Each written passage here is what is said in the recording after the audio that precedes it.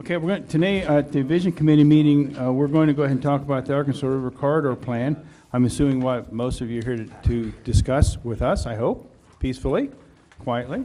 I'd like to read off the names of the people that are on the committee. If you're here, we'd like to have you come up front and receive a letter of thank you from the council. So we have Dave Delvecchio, I don't see him here, Doug Cohn, Andy Ninus, Zach Holder, Warren Hart, Tim Payne, Jim Hoare, Matt Koch, John Paul Airy, David Madone, Wendy Kelly. We'll get someone up here, Doug, so you can do those finger things on the, okay. The shadow. The shadow. Shadow puppets? Rabbit. Marcus Tucker, Bob Weir,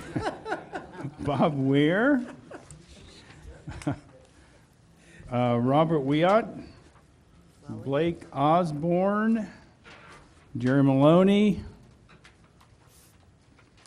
Tom Daly, and that's it.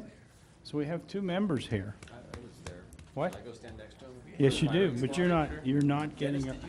I was on the, yeah. That's, okay, well, I got a little on my shirt. Grab those letters too. The one, I guess the procedure, if they're not here, we'll go ahead and mail their letter of thank you out to them. So, yeah. Did, you want to take? Have we signed them? Yes, we signed. I haven't signed them. You haven't? Monday. Okay. Monday. Okay. I didn't sign anything.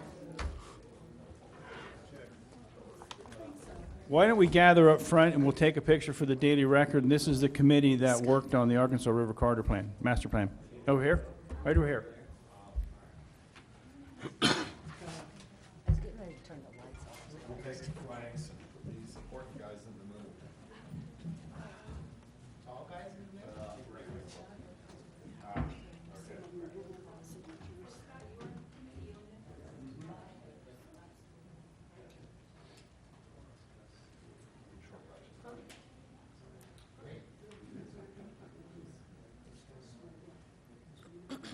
Is it missing Frank? 'Cause I got his signature.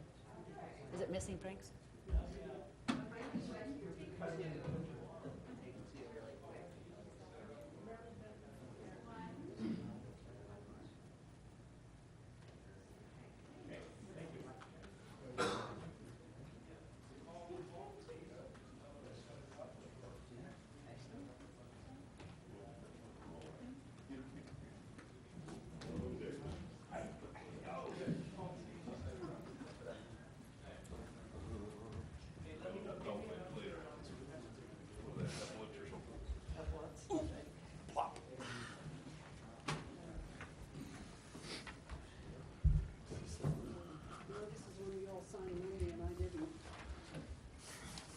But after 9 o'clock, you stop signing.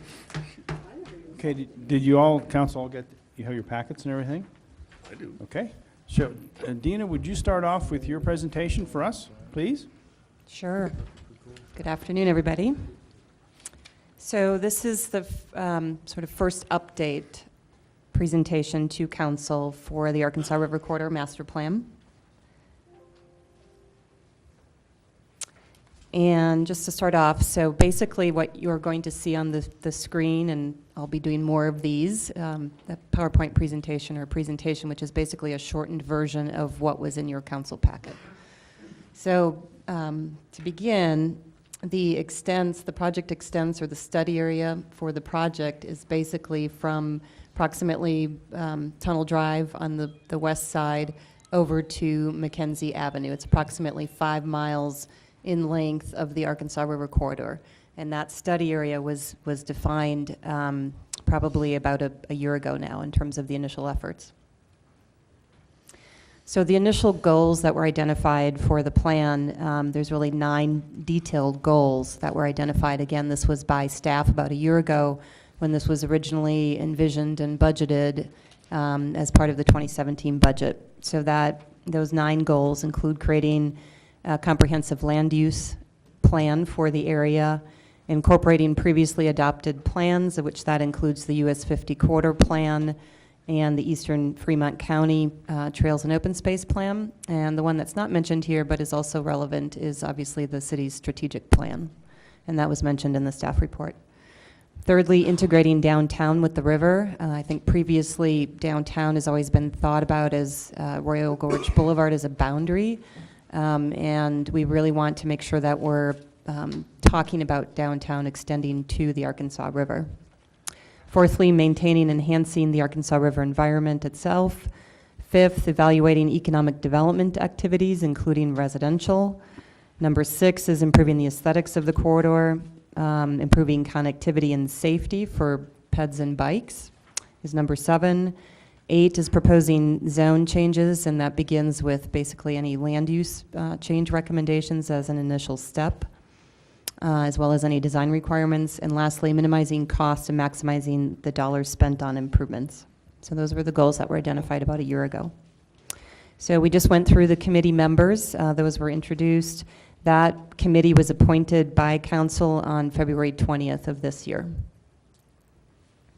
So there are 3 primary zones that the consultant team divided the project area into.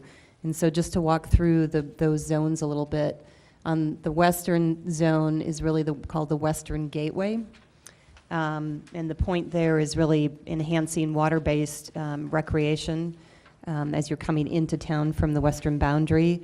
That really this becomes a visual gateway to the city, not only from the US 50 corridor, but as somebody pointed out, I believe it was in one of our committee meetings, that really if you are a rafter rafting in the community and the first time you're really coming into Canyon City is via the Arkansas River, that is another way to really think about how important this gateway is to the community, because you're rafting down the river and first coming into the community and experiencing the community from the water versus, say, on US 50. So that Western Gateway is very important. So a lot of the recommendations there are just about improving that visual quality of the Western Gateway, removing debris and renaturalization of the banks in that area. The second zone is the downtown core. And again, as I had mentioned, the concepts that are being explored there are really about reinforcing and connecting downtown to the river's edge, promoting redevelopment of riverfront property, and that's mostly focusing on between 1st and 9th, which is what the confines of this downtown core zone are. Creating a continuous trail in this section, again from 1st to 9th, the idea of having a trail on both sides of the river in that most urban section of the Arkansas River within the community and within the study area. And then the final idea there, big idea, was extending Centennial Park a little bit further to the east to maintain more open space and access for the general public along that south side of the river. The third section or zone is a pretty large one geographically, and that's basically from Griffin Park over to McKenzie. And there, the primary focus is integrating regional and neighborhood trail connections with basically the existing Riverwalk Trail, so getting those connections to the trail from existing surrounding neighborhoods. Recognizing areas for river habitat improvements, improving recreational safety in those areas, and then just simply enriching some of the existing park and trail user experience that exists now with the trail system and open space. So those are the 3 zones that you'll see more information being split out in that fashion moving forward. So there were 4 project phases for the Arkansas River Corridor Master Plan, and so the ARCMP you probably will be seeing more often moving forward. So the 4 primary phases, really phase 1 was analysis, looking at what we have existing, what some of the opportunities are, what the challenges are, what the issues are. The second phase was the alternatives phase of the project. The third phase was getting into a draft preferred direction, and that's basically the phase that we are in now. And then the final phase, which will be moving forward after today's meeting, is refinement and final documentation. So just a little bit of background on the process. So again, in 2016, funds were identified for this project in the 2017 budget, and an RFP, or request for proposals, was released to solicit consultants. In 2017, as I mentioned, the committee was appointed by council on February 20th. A consultant contract was approved on March 22nd of this year, and that's with SE Group. The council committee that was appointed has met 4 times, and those dates are listed here from May through August. And there were also 3 public open houses that occurred throughout the process, and those were in May, June, and again in August, as well as information being posted at the Whitewater Festival in June. And so more than 100 attendees were at those various open houses from May, June, and August. The initial alternatives were available and posted on and around June 22nd at the time of that open house. And then the draft preferred direction plans were available. That's what was discussed at the August 10th open house, and then those went online a few days after, and we received comments through August 28th on the draft preferred direction. So also for, just to remind folks of where this information was online, so within the community development tab of the city's website, I've now organized some of the planning documents to three different sections. Plans in progress, which is anything happening this year. There's a section called recently completed plans, and then longer regulating plans such as the strategic plan. So if you hit on the plans in progress 2017 tab, this page comes up on the left-hand side here, and that basically provides you then a link to the Arkansas River Corridor Master Plan process. When you click on that, you get to the page on the right here, and I know this is, the point is not to read the detail here, but to let folks know where to find that information online. So that has an overview of the primary plan goals.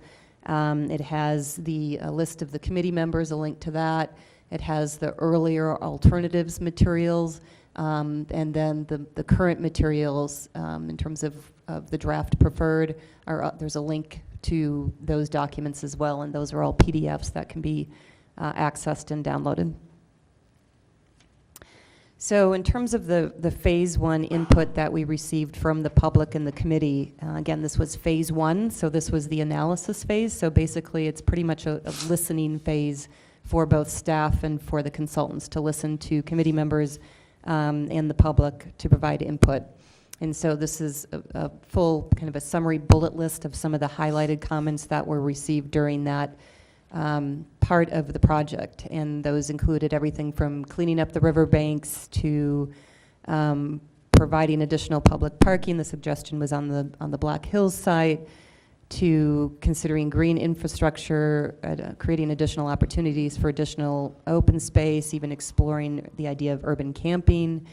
The comment came out about not allowing additional or new industrial uses along the river, and trying to actually change to not allow any more industrial uses to come along the river, were some of the comments that had come in.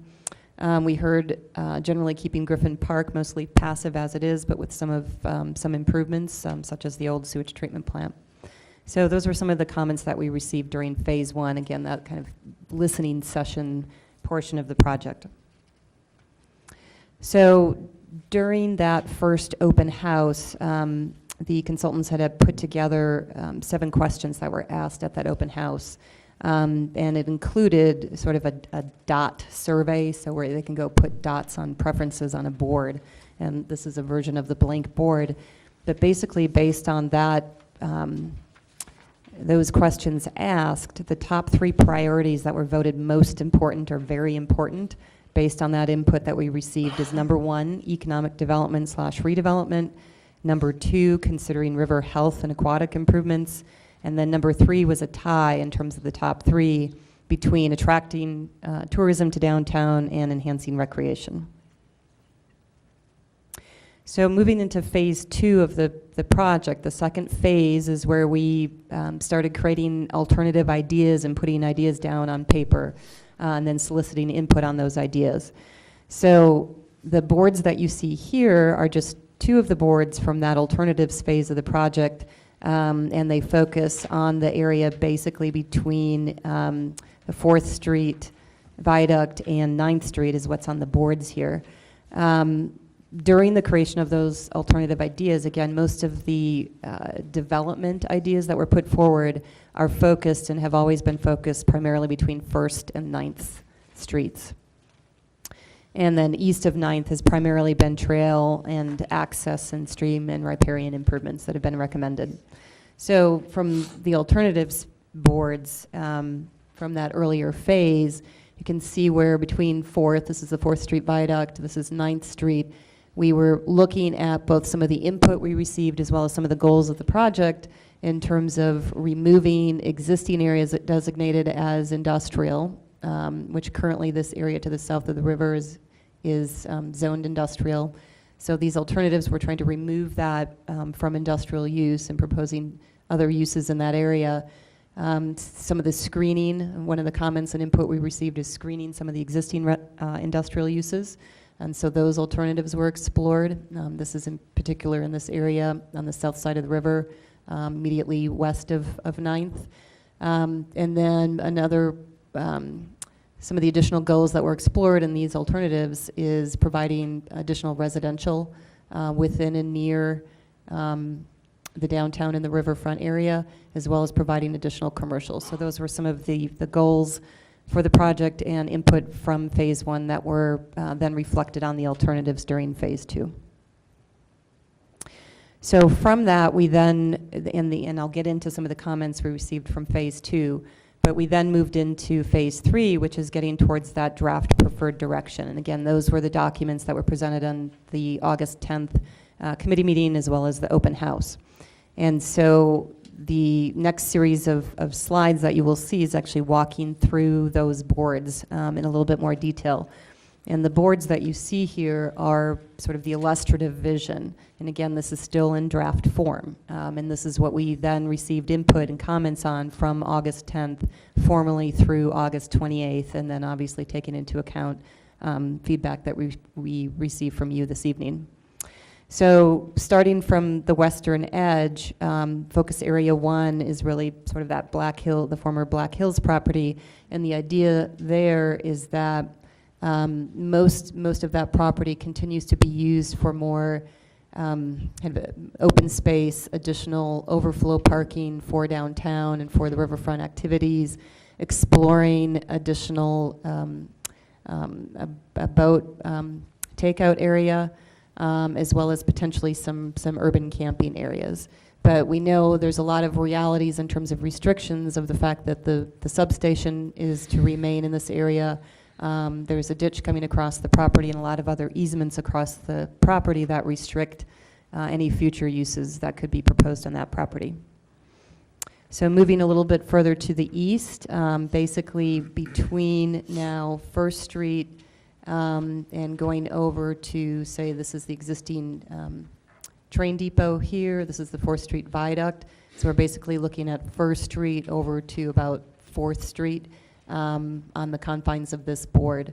So the draft preferred direction for this area currently illustrates some of that commercial mixed uses on the north side of the river, providing a more solid and direct connections connecting downtown to the riverfront, which is one of the goals of the plan, and also proposing or identifying the idea of potentially having a boutique hotel in this zone. So whether these are the exact locations any of this would ever occur, these are not set in stone. These are the ideas in terms of potential broad land uses that could happen in this area in the future. So the footprints that you see are just showing that how that would work out in reality in terms of accommodating parking, accommodating real building footprints. So then moving to the south side of the river, it's also important to note that the Centennial Park Master Plan, so this area that's shaded in red, that was done previous, and that master plan was completed previous to us kind of reaching and looking at that broader from Tunnel Drive all the way over to McKenzie. So even though we're showing the Centennial Park Master Plan as part of the overall Arkansas River Master Plan, that effort and public process and committee was completed prior to our work beginning basically that first week in May. So if we keep moving to the east, basically from the 4th Street Viaduct now looking over to 9th or just beyond 9th Street, the ideas here are, again, focusing on some of the goals of the plan, and the input that we received is trying to screen the industrial, existing industrial uses, illustrating options for removing existing industrial land so that we don't have future industrial occurring along the riverfront moving forward. And so those options are basically showing additional open space, taking into account flood attenuation in this area, showing a mixed use, jumping forward. Showing a mixed use area basically adjacent to the river and immediately west of 9th that may include a hotel, for instance, some additional residential, as well as additional commercial uses. And then again, one of the goals of the plan was to identify additional residential close to the river. And so again, in this section, we're currently showing that sort of east of 9th, which this area is currently residential, and then currently showing some additional residential, again, removing this area from industrial and showing that as potential residential. So continuing to move east, now we're basically looking at the Griffin Park area, focus area 4. And here, again, most of the improvements are really about additional trail connections to Griffin Park or to the Arkansas River, and perhaps identifying additional improvements and minor new trails within Griffin Park itself. And then I would say probably the other biggest recommendation is just doing something with the existing sewage treatment plant area, which again is really, it's currently identified as an industrial use. And I don't think we want to see some sort of industrial use coming into the middle of Griffin Park in the future. So the recommendations are to change that into some sort of open space related use, whether it's something more passive like gardens or simply additional trails, and or a little bit more sort of active recreation use, such as creating a pump track. Those were some of the options put on the table for that area. But the important piece was to try to clean that up and make sure that we don't allow industrial to happen there in the future. And then moving furthest east, the last segment of the plan. So this is basically Mackenzie Avenue that you see here. And this piece of land here was recently leased by the city for a takeout sort of at the eastern edge of, I'll say, of town. It's outside of the city limits, but since the city is leasing that property, we wanted to look at providing additional trail connections to get to and from that takeout area. And so we're currently showing a trail along the western edge of the right-of-way of Mackenzie Avenue, and as of the date of these plans, showing a trail connecting further to the east, a la the Eastern Fremont County Trails and Master Plan, which is envisioning a connection over to Florence in the future. So that's sort of a broad overview of the vision plan as it stood as of 8/10. So one of the other components and goals I mentioned was about identifying land use recommendations and changing land use. And so there's also recommendations on modifying the existing industrial land north of the river in this area and south of the river, and taking that out of either industrial zoning and or commercial zoning. So the example here on the south side is taking this out of industrial zoning. Currently the land use is showing it split as basically parks and open space, as well as residential, removing that from industrial. And then the area of land north of the river, we're showing changing from industrial and commercial to a new proposed land use district, which would be riverfront mixed use. That we could really create a new land use district and craft the uses that we think are really the highest and best uses in that new land use district along the river.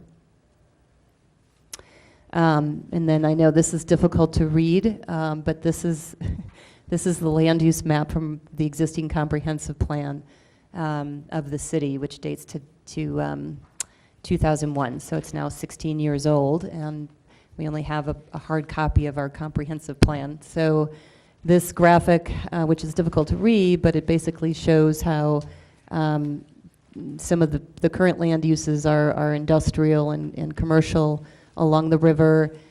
This green land use actually identified in the city's comp plan is a category that's called undeveloped. And if you read the definition of what that means in the current comprehensive plan, it basically was a holding area for future development. So again, we're recommending that change from undeveloped, which is defined as future development in the comp plan, and changing part of that to open space. So the input that we received in the second and third phases of the project, I've split them out into two components. The first component is sort of the economic development built environment focus, and then I'll go through some of the comments and input we received from sort of the trail open space perspective. So some of the comments we received through the second and third phases include have less parking and more development along the river in key areas, primarily from 3rd to 9th. That parking should not be front and center. Folks that have said, I don't want to sell my property. There's a concern about traffic with some of the potential new development coming in. Some folks commented that they approve of the focus of the most active development area occurring between 1st and 9th. The comments have come in about the use of the power plant area as a good place for rafting companies and park area, as well as additional parking.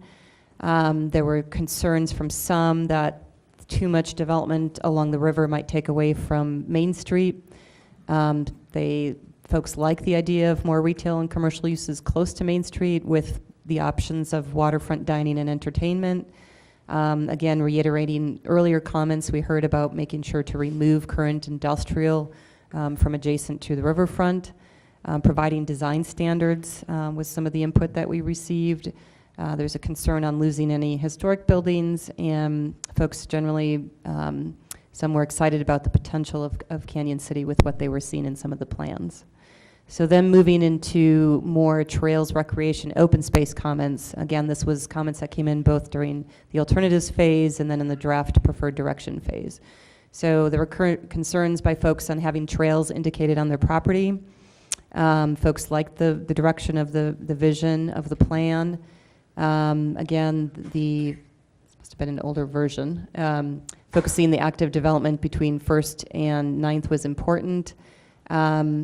Wanted to reiterate the need for the trail system on both sides of the river between 1st and 9th. Some folks don't want any change anywhere. The use of the power plant area was thought to be a good place for some of the rafting companies and parking, overflow parking areas that were recommended. Some folks wanted more passive picnicking along the riverfront, not necessarily versus some of the active fields that might have been shown in some of the zones. Folks are happy that the city is trying to provide more things and more recreation to the area. Folks want to make sure that trees and natural habitat is preserved as much as possible. Folks like the idea of the river trail extensions. As you noted, we were currently showing the idea of a pump track in 2 different areas currently, and so some of the feedback we received specifically on that is put it closer to downtown. People want that to be closer to downtown, otherwise they're not used as often. And then reiterating a comment I made when we started this conversation today about really thinking about the Arkansas River and the western gateway to the community from a rafter's perspective, that if you're on a raft coming into Canyon City, this is your gateway view and your gateway opportunity to the community. And so what does that section of the Arkansas River and the adjacent development look like? So then next steps, moving forward. So from after this evening, we will be compiling all of the final comments that come in and basically putting together on the draft preferred direction boards, completing any of the final changes to those illustrative graphics as well as the other graphics, and then finalizing any land use recommendations, any other public realm improvements, signage location improvements, which will then feed into the more detailed design process that hopefully will be underway here shortly as a separate effort. focusing on river stream function recommendations, and we have some of those initial recommendations that are should be in your packet. And then identifying phasing, what really needs to happen immediately, and when we say immediately from a planning standpoint, that probably really means through 2018, even into 2019. So from a planning standpoint, that's sort of immediate. But then beyond that, we'll have the consultant team identifying short, mid, and long-term actions, and the long-term might be 20, 25 years out. So a timeline moving forward from this evening, basically from today through about October 13th, the consultant team will be updating and basically providing a draft document. The full draft plan is proposed to go before Planning Commission at their 10/25 meeting, and then from that, and that's the typical process for a plan like this, it goes to Planning Commission. Planning Commission reviews it, provides their recommendation, and then we're envisioning it coming back to council at the 11/20 council meeting for adoption by resolution. And so this would be adopted and become a component of the city's comprehensive plan, similar to the downtown plan, the US 50 corridor plan, the Royal Gorge master plan, et cetera. So that's all I have. Okay, can you turn the lights up?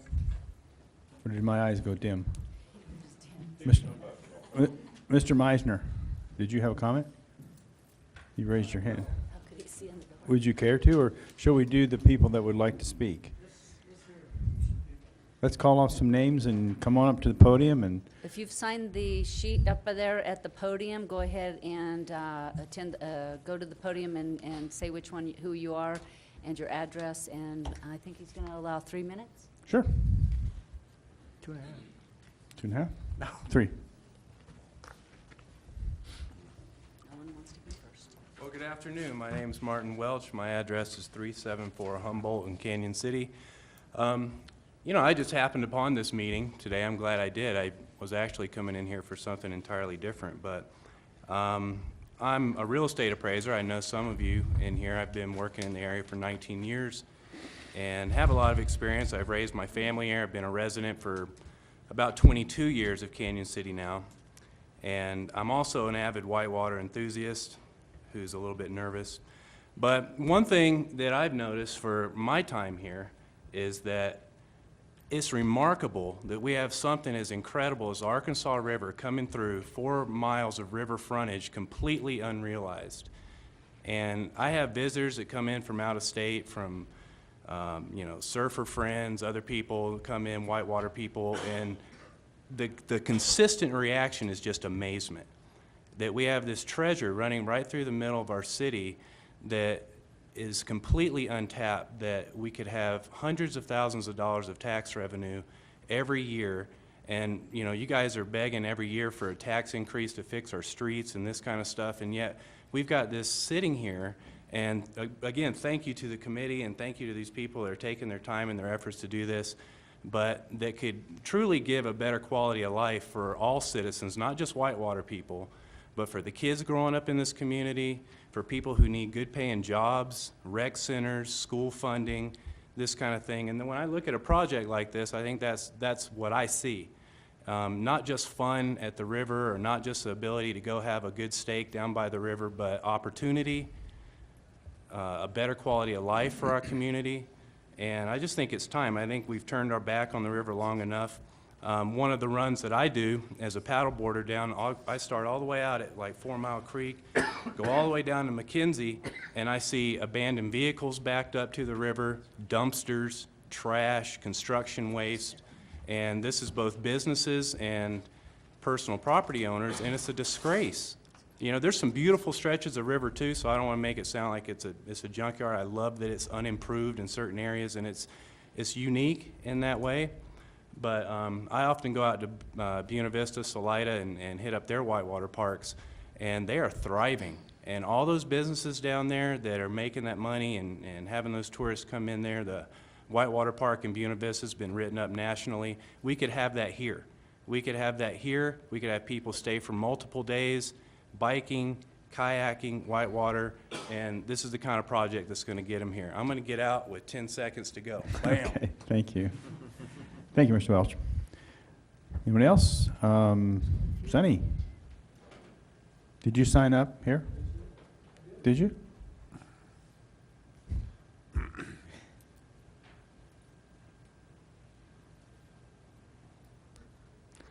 Hi, everybody. Hi. My name is Sonny Smaller. My wife Nancy and I live at 629 Griffin. On your master plan, that big green space on the south side between 4th Street and 9th Street is our property. And I'd like to say a couple things. Number one, we both really like the idea of the city improving the Arkansas River corridor. We do have a wonderful asset, and we do support making improvements to that wonderful asset that we have. I thought, and I'm sure Nancy thought also, that this project would be focused on the Arkansas River north to Main Street. And a lot of it is, but what caught us by surprise when we looked at this thing not too long ago was that there were something like 40 or 50 homes on the plan literally immediately behind our house. That doesn't make us feel very good. We like the idea of keeping open space. We have probably 15 or 16 acres that we think is great being preserved as open space. After having said that, when we're gone and it belongs to somebody else, you know, that can change. But as long as we live there, we want to preserve our space. We think it's good for the community to have open space. So again, we're not opposed to improving the river corridor. We think that most of what we've seen is a great idea. I would say one other thing. A lot of people here own some of those open spaces, and to not have a direct communication with them and explaining what your plan is and what the ramifications are for them and getting their thoughts on the matter is a big mistake. They should have been personally contacted. There should have been a one-on-one discussion, and I suspect some of their concerns about eminent domain or tax changes or things being done to ruin their personal lifestyle, they might have a little different opinion if there was that kind of discussion. Not doing that is really a bad idea. I think that's all I need to say. Did I forget anything? Thank you. Who talked to you about eminent domain? Sonny? Who talked to you about eminent domain? Who told you about that? Because it doesn't come up in anything that I've ever heard. I talked to you about it. Did you talk to those folks about it? No, I did not. No, and nobody's ever talked about it. It's not here anywhere. And did You're you not call even me back? contemplating it. Who said it? I actually had a committee member tell me that we should be. Well, you've seen the paperwork here. There's no discussion whatsoever about it. Doesn't mean that it can't happen. No, well.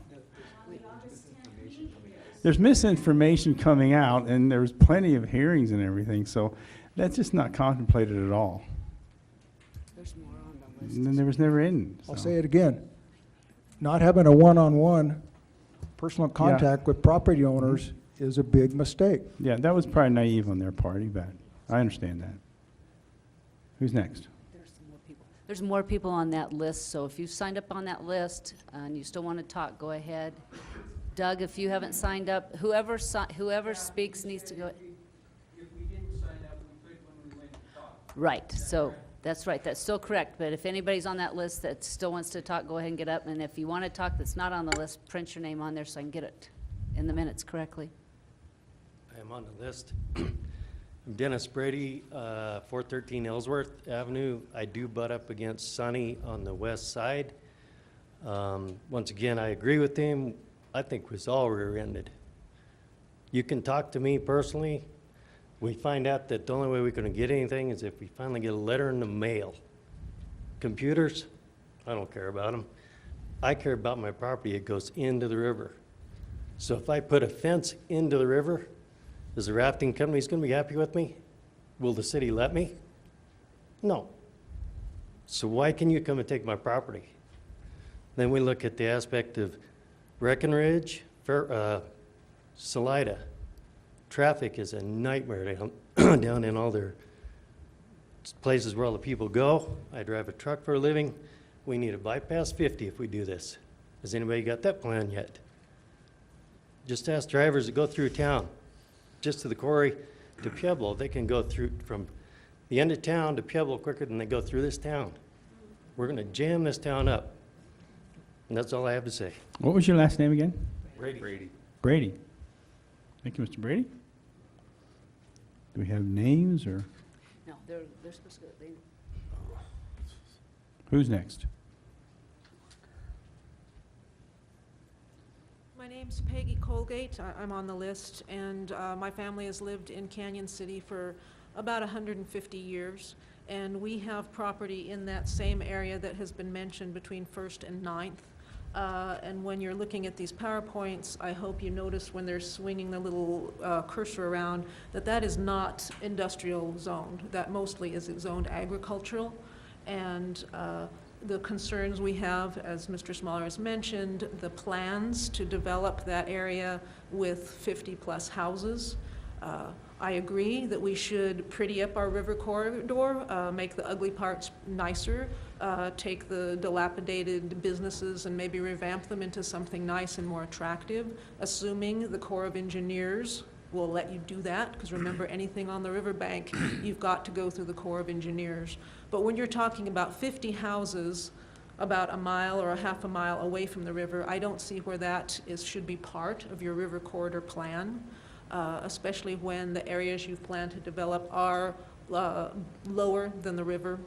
That land has been surveyed, my dad surveyed it, and the plans where you have houses in my pasture, where I raise hay and pasture animals, that is about 5 feet below the level of the top of the river.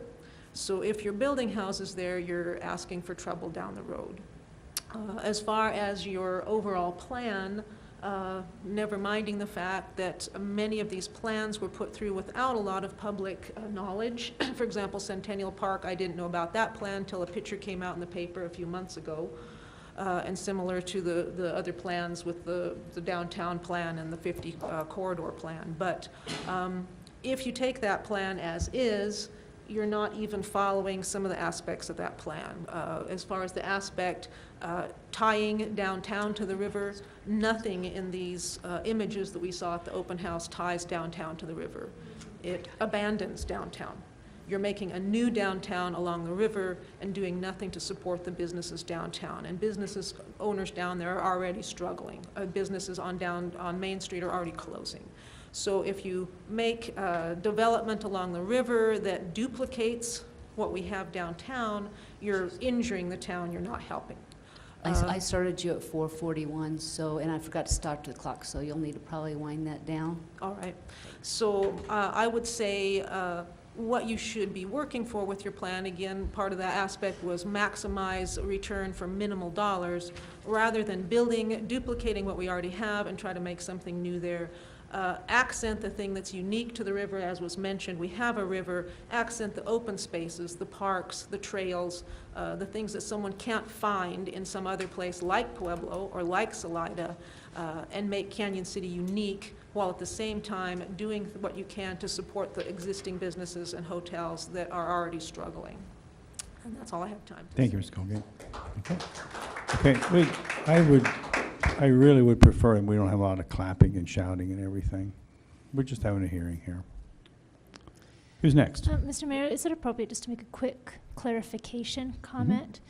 That it probably was glossed over a little bit, but there is a very well thought out plan to connect downtown to the river. Can you point that out really quickly? Can you flip that slide up there? Oh, going backwards. It's under, well, the pages aren't numbered on here. And it's kind of small, There. so I don't know. Focus if you- area 2. Can you point that out and clarify it just? So, and this is just one of the so there's different ways to connect downtown. You can connect downtown in terms of economic development, physical development, as well as physical sort of pedestrian improvements and signage and wayfinding, right? There's different ways to connect downtown to the riverfront. So the graphic here illustrates one of the sort of pedestrian physical connections, basically connecting people from Main Street to the riverfront on 3rd Street. There is also a separate effort that was recently completed and further study moving forward on US 50 pedestrian crossings. So providing various crossings along, or I should say across, US 50 to get folks from what folks currently know as downtown or the edge of downtown being RGB, and making sure that we're extending that and defining that and getting people all the way to the river. So a lot of those additional physical pedestrian connections may not show up on some of these graphics outside of this one particular one. But I think the idea of connecting is not only about a physical connection, it's also about economic development and making sure we're having people move between what activities are on Main Street as well as future activities that might occur along the Arkansas River outside of the actual in-river activities such as rafting and boarding and things like that. And the wayfinding sense, can you mention that? And as the, well? and right, and so, and the wayfinding improvements as well are envisioned to help better connect downtown to the riverfront. And we're hopefully moving forward here in the next few months with more detailed design on final signs, tying in, again, previous efforts on signage and wayfinding, as well as some of the consultants' recommendations through this planning process on where some of those exact signs should be and what they should say to help direct people from between downtown and the riverfront. There was also a connection from downtown, from the Centennial Park plan also, that was an entire city block, recoloring the pavement, restructuring the way that the highway is to pull people from the Centennial Park area through to the downtown area, with the design carrying through, I believe it was the 400 block. From the clock tower. Yeah, down. 300 block, that was it, 300 down to the 500. So there are Right. methods in all of these different plans that do segment the different areas that the quarter plans have been working on. Thank you. Okay. Next.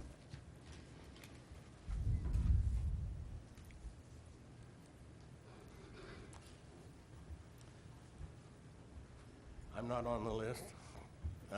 I'm Dr. James Roberts. I'm the pastor of the Healing Waters Church at 614 South 4th Street. And I have a couple of questions. One thing I would like to know, you seem to take offense at people mentioning eminent domain. If you don't intend to take property that way, there's a lot of people that do not want to sell. How do you intend to acquire that property? We don't. There is no That's up to you. intention to acquire There's no the intention. property. If you see the plan and you like it and you want to do that, that's entirely up to you. So you're saying can that if people don't want to sell, they can sit No. right where they're at? Absolutely. It's a vision, It's just a vision. It's just, a dream. every town around, if you look at Salida and Buena Vista and Monte Vista and Glen Junction, they all have the same thing. And if you think that's advantageous to you to do that, go ahead. If you don't, stay where you're at and do what you think. I've decided I'm willing to trade anyway. If you'll buy the Abbey for me, I'll trade my church for it. Well, we'll talk about it. Thank you. Thank you. Next. Just some names? No. Oh, okay. They didn't really know whether they wanted to talk until they heard her presentation. Okay. Dana's presentation. Okay. Doug wants to talk. Doug? Yes, my name's Doug Cohen. My wife and I live in 1102 Vine Street. I'm not on the list, but I'll do that right now. I won't say while you're doing it.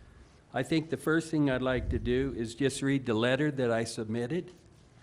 So if you'll allow me to do that and then ask a couple questions. Sure.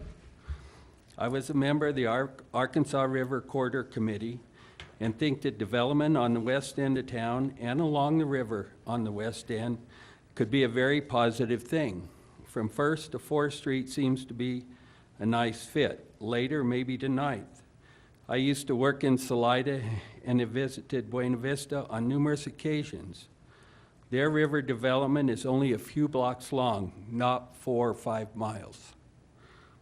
I also believe that development should only occur on property that the city may own or on private property of, and I have in capitals, willing sellers. Canyon City and Fremont County have a rich agricultural heritage. Fremont County adheres to the Code of the West, which strives to protect that heritage.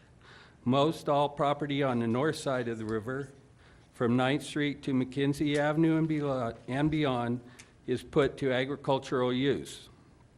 The families who live on and farm this property enjoy their surroundings and lifestyle. If that changes in the future, these same folks would probably dispose of the property, pass it on to their family, or maybe even donate it to a cause of their choice. Most of the folks involved on the committee have a city lot and are located away from the immediate river area. I don't begrudge them for wanting to make use of the river and its beauty. There is already a wonderful river walk on the south side of the river from Colbert Lane to past Reynolds Avenue, which the general public can use. Since my family and I do own property along the north side of the river, I definitely believe we should be the only ones to control what happens on that property. I have contacted several landowners along the river, and not one is willing to allow or wants development on their property. All of us owners purchased our property and plan on doing what is necessary to protect it. As you have already received letters of concern, you know we love our property. There are numerous species of wildlife that occupy these areas. Some of these species are fox, skunk, raccoons, deer, and bear. There is also waterfowl that seasonally call this home. We get numerous walkers past our property on Vine Street, and many of their comments are that they enjoy seeing the garden, green pastures, cows, and horse. These are all allowed in the rural living zone. I greatly appreciate being able to serve on the committee and being able to air my views. The meetings were always very well conducted, and the city staff and hired consultants did a great job. And I really mean that. They did a fantastic job. Thank you, Doug. Just a couple things. I see my time's up. The connecting trails, I don't know if it's been taken off the map yet, but there's one in particular in our area down Fraser Avenue. That particular trail would go right by two people's houses, probably not more than 10 feet from their house at the very most. So I'd like to see that reconsidered, and Monty will probably address that. So anyway, thank you very much for your time. Thank you. Okay. Thank you, Doug. You bet. Mr. Cloninger.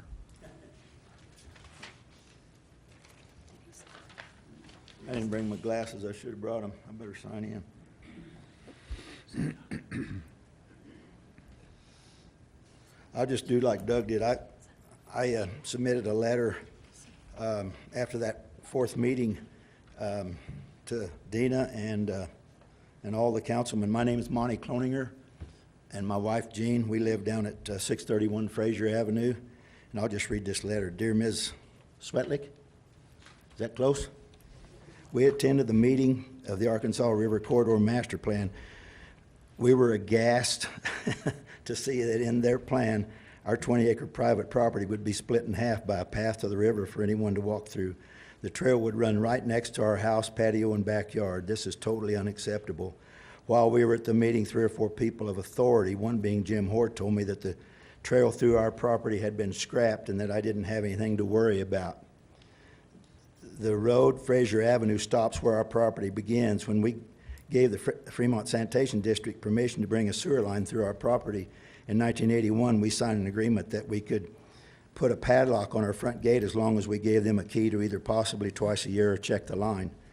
In the winter, we have cattle running on our 20-acre fields, and in the summer, we are irrigating and cutting hay. This would be impossible to do if there were people walking across the middle of our property on their way to the river. We bought the property in 1969 because it was a very private, secluded area close to town, and that is the way we want to keep it. We will spend whatever it takes in legal fees to keep people off our property.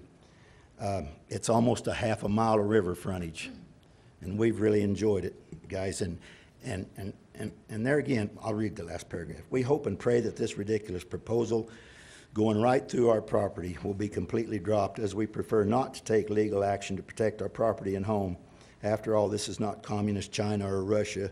We are in our mid and late 70s, and sometime in the future we may contemplate selling the place at market value. Respectfully yours, Monty and Jean Cloninger.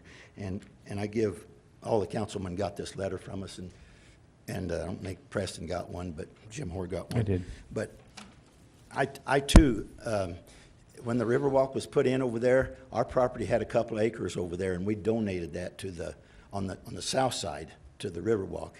And we didn't have any use for it, but I've enjoyed the Riverwalk immensely, and all of our family and our kids have. We raised 4 kids down there, and I just couldn't believe that there would be a plan to put a trail right down, I mean, this close to our bathroom window, and by the patio, and out to the barn. That's a private property, folks, and it's not a public street down through there. Fraser Inn's right there at our house. So, thank you for your time. Thank you, Monty. Preston. Thanks. You know, Monty, I'd just like to make a comment. It's, because you made a really interesting comment. You said at some time in the future, you may want to sell that property for market value. At that time, there may be a purchaser who would like to have that kind of a development there. I mean, I think we've been really, really clear. We certainly tried to be clear that the city has no interest, no intent of taking anybody's property. But like you said, but what we have done is we have identified some very desirable pieces of property. And I was thinking about this today, and it's occurred to me, because one of the comments we've been hearing is that, this is degrading your property values and stuff. I think it's exactly the opposite. We have identified magnificent pieces of property and specifically identified them as desirable.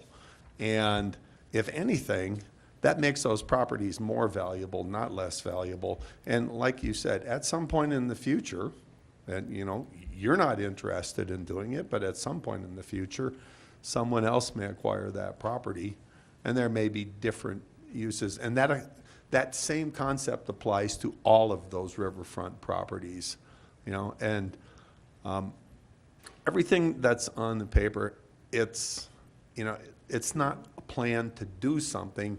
It's a vision of what could be, and that's all it is. It's just a vision.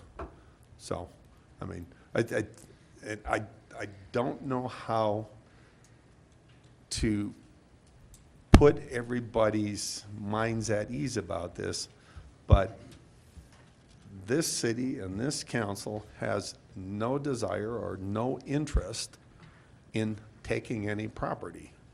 But we are interested in saying this is a really beautiful piece of property, and this would be a really nice addition to our river corridor. But that's as far as it goes. Doug. Dennis, isn't a master plan kind of a driver?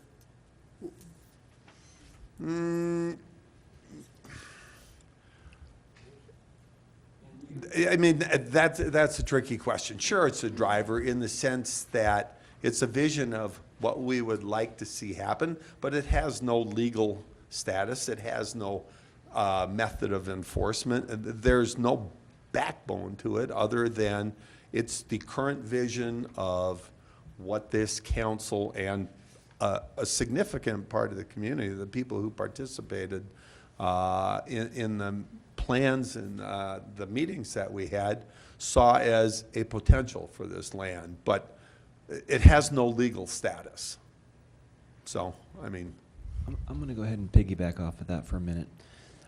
Since the inception of this whole idea, it was our intent to really look at the area, again, between First and Fourth. We did notice that there was the potential for further development as far as trails go further down the river. But as we put this RFP out, we didn't want to have too small of a scope. And as you've started to look at this plan, the majority of the development is in fact on developable property between First and Fourth, mostly on, the Centennial Park and on the river corridor, as I even think Doug pointed it out, a couple blocks between First and Fourth. As we go downstream, I can tell you that I personally don't want to see, I want to leave it the way it is. But as Dennis just pointed out, if you have a key piece of property and there's the potential to connect a neighborhood through that property, it is not our intent to do that now. In the future, though, and it could be 15, it could be 20 years from now, you may, or someone that you sell that property to or give it to, might look at that as saying, okay, now this property actually has a lot of value. We've been through these plans, and I personally have been through them with the river corridor and several times. It's just an idea, and it's not necessarily a driver in that the city is going to take this land. That's not, we're not in the business of doing that without the consent of that property owner. And again, when was the last time we did this? That we actually took someone's land and eminent domain? There's no record of the city ever doing that. And I will tell you this, I do appreciate all of the comment that we've received from your letter. I read that a couple of times, and yes, I'm glad that we don't live in communist China. I've read Sonny's comments, I've read the comments regarding cells. I understand, and I am not in favor of going onto anyone's private property and pushing them out. But it is just a plan. Sonny, you and I had a conversation maybe a year, 2 years ago regarding your property and the idea of the industrial use.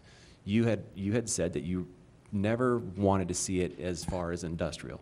When I look at the plan and I look at the concept highlights in the corner, all we're talking about is rezoning it. And of course, that takes the cooperation, and we want the cooperation of those private landholders, but none of us want to see another junkyard on the river. So we need to go in and change those land uses. Again, your comments regarding private property are not lost on me, but as Martin first pointed out, we have an asset that we need to start reaping the benefits from. And for me, right now, I see it as the section from First to Fourth. I own property on Main Street. I have a business on Main Street. And contrary to what I'm hearing, Main Street is going to continue to grow. Every day, people come into my business, and these are people from out of town, and they say, this town's amazing. We have potential here. I know it firsthand. And I'm sorry that you think that downtown's dying, but the development along the river, I do not see as a detriment. And again, I agree that Highway 50 is very slow.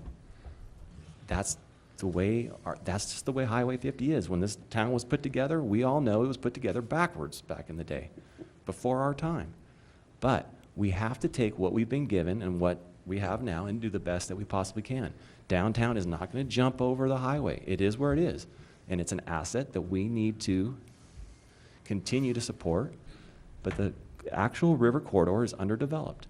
And I know that we don't want to see any more industrial use down there, and if we don't do something as far as planning, someone else will come in and do it for us.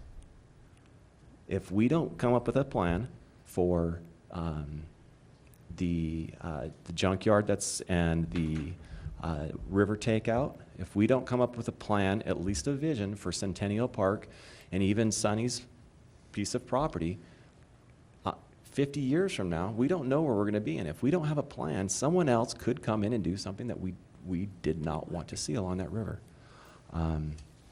Again, I really appreciate everyone's comment and everyone's passion regarding this. As long as I'm on this and as long as I'm approving it, I am focused on this downtown area. And I'm not so concerned about what's happening downriver. And I am willing to concede, if we need to, particular points on this so that people are happy. Mr. Gill? I've been between Planning Commission and City Council around for probably 5 or 6 years. I have never condoned and never will support government taking people's personal property or inflicting something on their property that they do not want. People bought their property for a reason. They bought it for their dreams, for their families.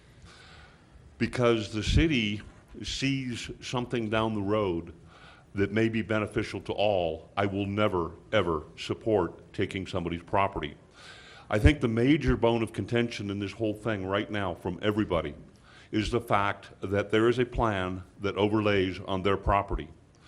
My feeling here is that if it is private property on this plan, we need to use a different color of ink and say possible or pick up something there so that people do not feel threatened by eminent domain, which by the way will never happen as far as I know. I mean, I can't say never because I'm not going to be alive forever.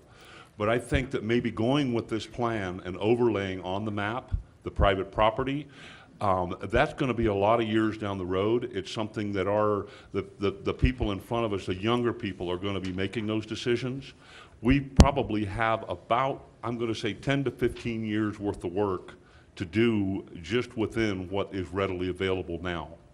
So I don't know if putting something on that map over the private property that says, you know, for future consideration or what would satisfy the people's concerns, because quite frankly, I would be concerned too if I owned a piece of property and the city came and put a thing over here that didn't designate that it was private property, maybe if something that can be done in the future. I think if that was done, probably there would not be as many people here concerned about their property, stuff that they worked for, stuff that they earned, and something that they use at their pleasure, which they have every right to do. I don't know if this is something that could be done that would ease the concerns, because we've said time and time again that we are not looking at doing anything with anybody's property that they don't want done. Does that make some sense?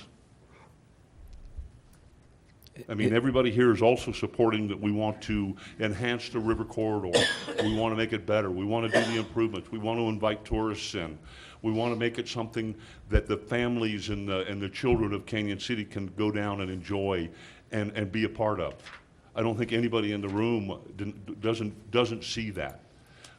But the concern of it being private property and somebody drawing a line over your private property, I think that it's a justified concern, and it's something that we can, I hope, put a different color ink on the map and say for future consideration or something, come up with something. Would that alleviate a lot of the concerns?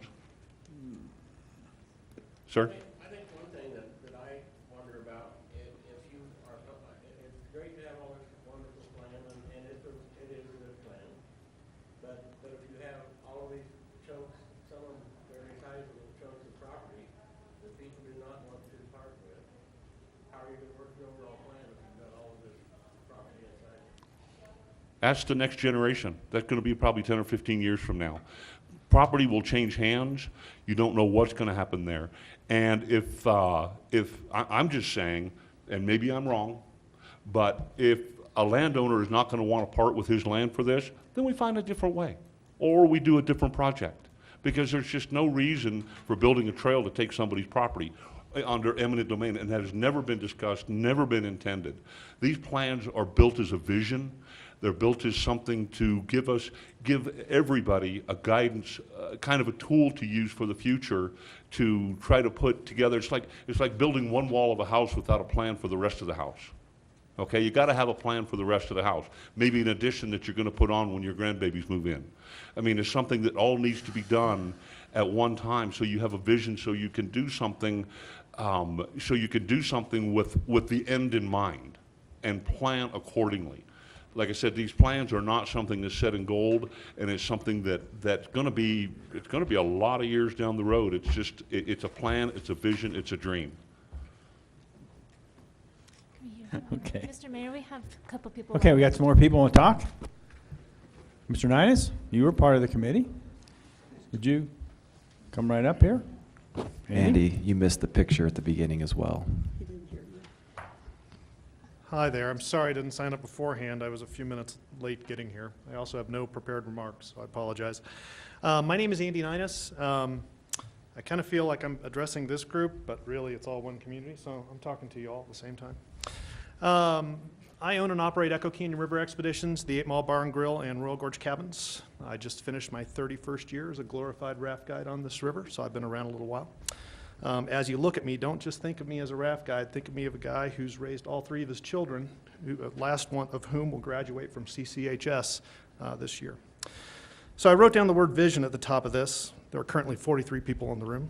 I think if we handed out 43 pieces of paper, we get 43 different answers.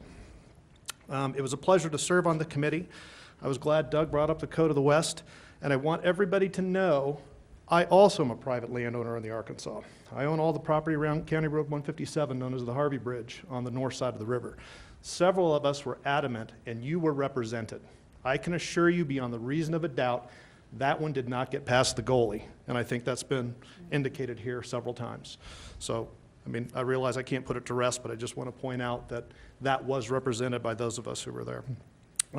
I want to point out that tying the river community to town was of paramount importance, actually. It was a critical aspect of the discussions that happened, and I attended all meetings. I think it's really important to think ahead. I think that's what this is about. And as difficult as change is, it changes every day. You're either part of it or you can watch it happen. I think I'd rather be part of it. But I really appreciate the opportunity to be on that group, and I applaud the city for taking the time, energy, and effort to do that, and I did it in under 2 minutes. Thank you. Thank you, Andy. Anyone else?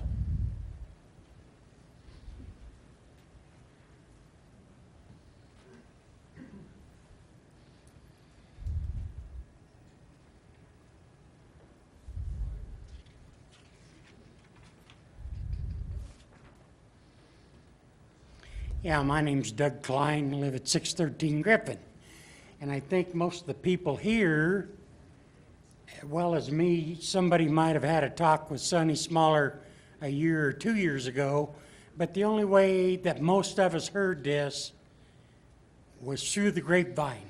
Nobody ever came to me, nobody ever came to Peg Colgate.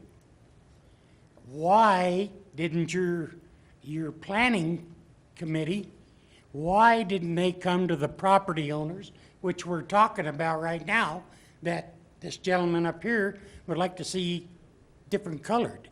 And that would help if that was done, but whenever we're blindsided, and then I was told to look on the city's calendar. Well, I did that. That meeting, that last public meeting that we all came to was not on that calendar. Why, I don't know. I was told it was there, it wasn't there. So I think that's what upsets the people on this green. Nobody has came to us whenever this started. Why wasn't your committee asked to come and talk to the people that own property there, instead of just saying they want to build homes in there, small homes? Thank you very much. Thank you, Mr. Klein. You know, I've got to say something, and I'm a short timer on council, so I'm going to get away with this. It's, I got to tell you, it is really frustrating to sit on city council and have all these meetings and all of this stuff that goes on, and we constantly hear, nobody told us about it, nobody told us about it. Well, it's on the radio, it's on, our meetings are televised, it's in the newspaper, it's published on the city's website. If you don't read the paper, you don't listen to the radio, you don't watch television, and you don't come to the meetings, and you choose to live in a cave and hide from the community, yeah, you're not going to know what's going on. And it's really frustrating. So if you're concerned, pay attention and get involved. Yes, sir. I agree with what you're saying, and I've been in the town government, so I know how you operate. But with that being said, you still have the right, as council people, to come and talk to people that you're planning on changing. I don't care if I listen to the radio or watch TV. Sir, before we get contentious, we're not planning on changing anything. In Well, I fact, understand that, uh, but in I'm f- just saying In fact, why having a worked lot in the of us are government, I here. understand, but I want you to just hear me out on this. If, given what Dennis just said, radio, newspaper, internet, all these other things, you're still not in the loop. You are now, and you're learning. You're learning what the plans are and what our vision is.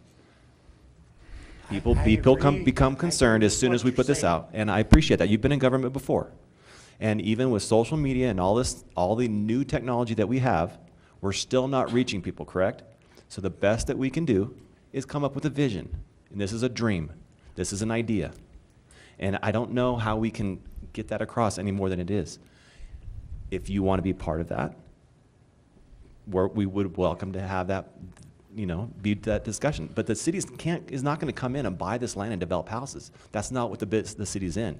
However, if you or future generations saw this and said, oh, well, it'd be kind of nice to put a neighborhood in here for our kids because there's no affordable housing in Canyon City, at least you know it's on paper and the city would support you in that. That's all. I agree. I agree. with you. And I appreciate, again, I appreciate your passion, and again, that's not lost on us.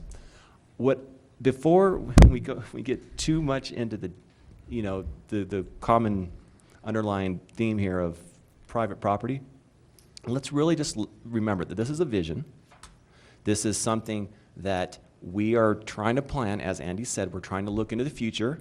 I made the point, and he made it again, that if we don't plan, someone else will. I agree with that. And- But you did hire a consulting firm, and I'm sure y'all weren't in on that. You told them what to do. Why weren't they the ones that came and talked to the private landowners? Mr. Mayor? Yes, ma'am. We did hire a consulting firm, and we did something that has never been done before, is we went out and asked for community members and business owners and property owners to come and be an active participants on a committee to help give input into this.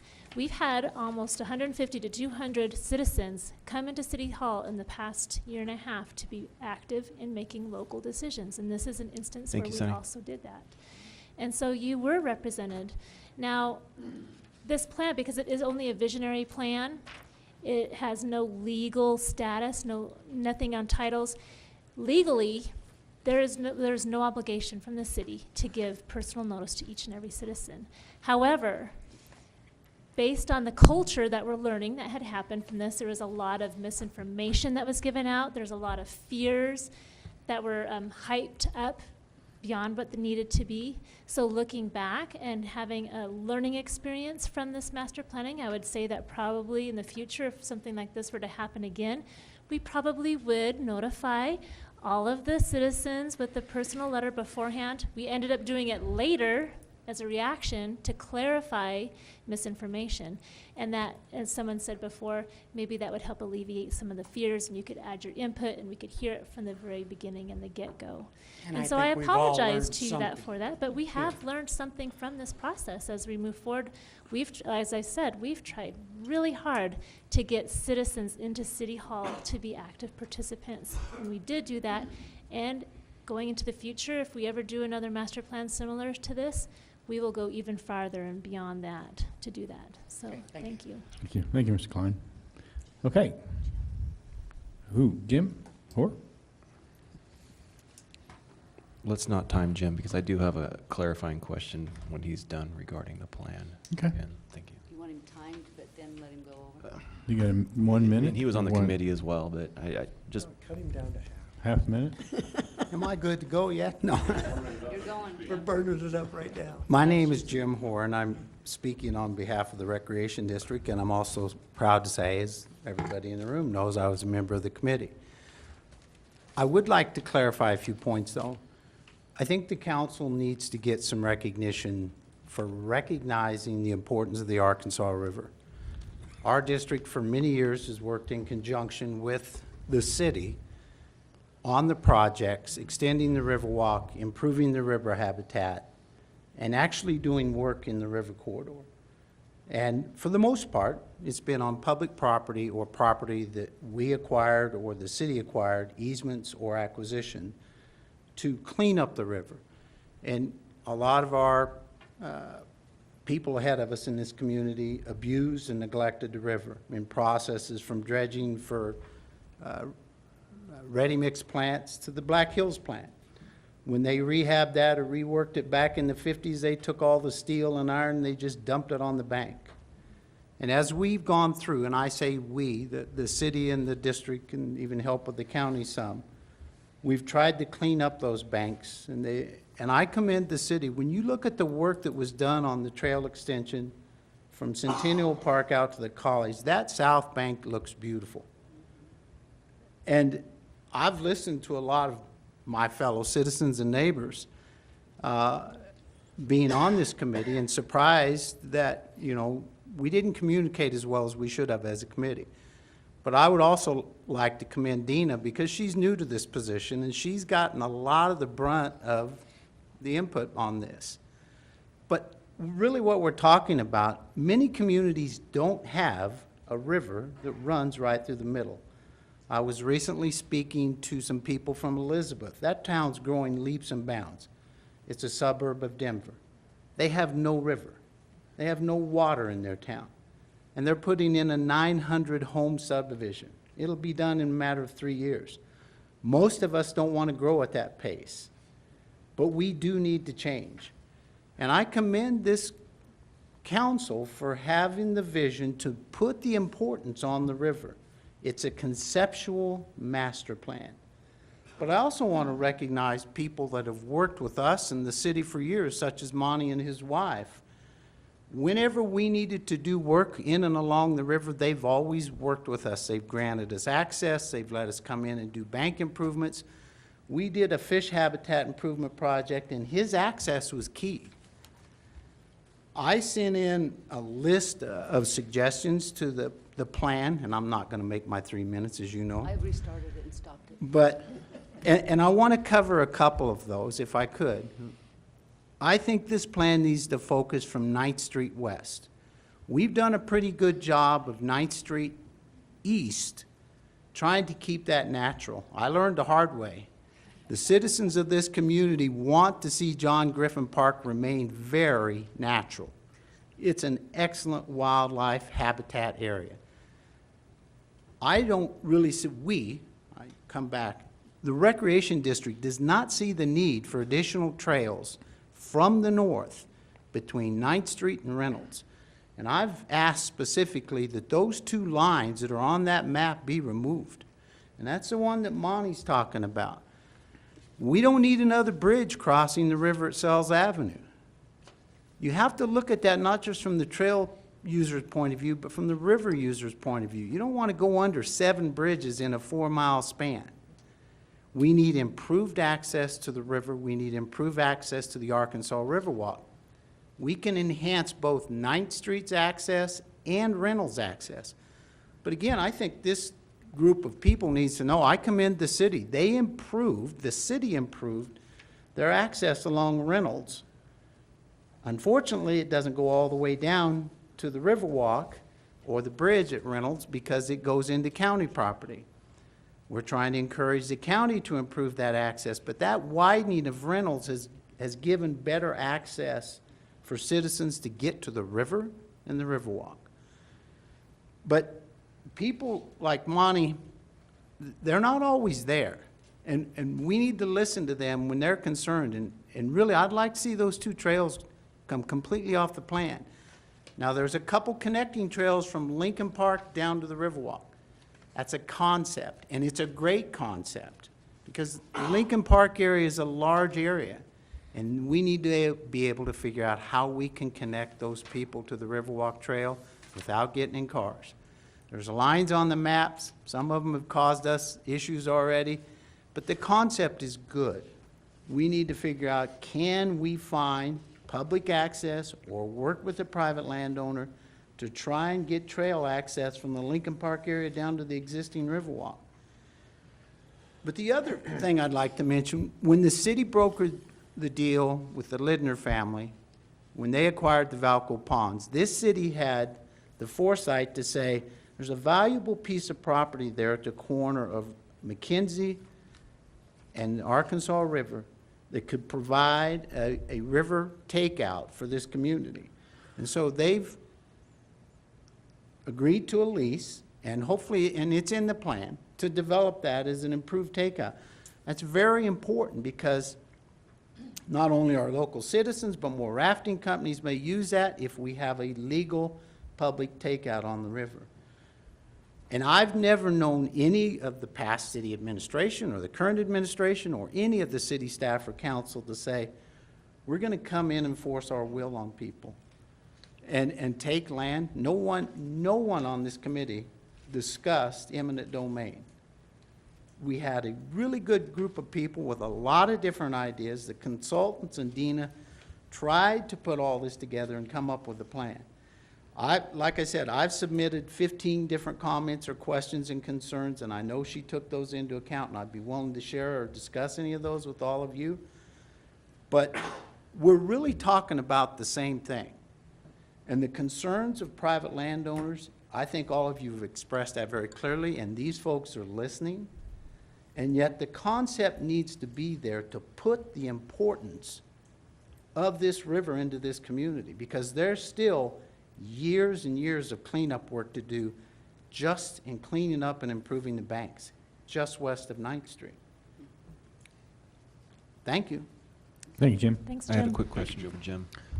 Jim, regarding the property, the Griffin Park property that the rec district owns and manages, it is in the city limits, and correct?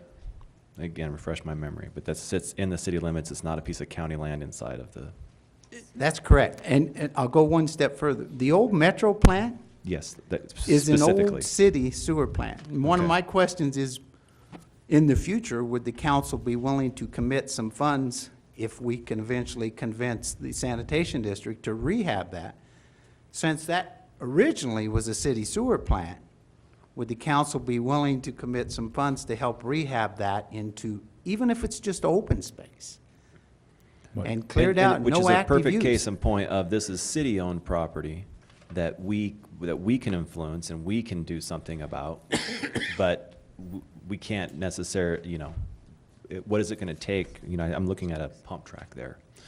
To turn that into open space, it's currently industrial, it's currently It is. zoned. The city doesn't own it anymore. I believe ownership transferred, and your legal counsel would have to answer that. Over to the county. When the consolidation happened Or of all the the same sewer district. companies and it went to Fremont Sanitation, Fremont Sanitation District currently owns it. And I know eventually they would like to see that rehab cleared out and hopefully open space. Right.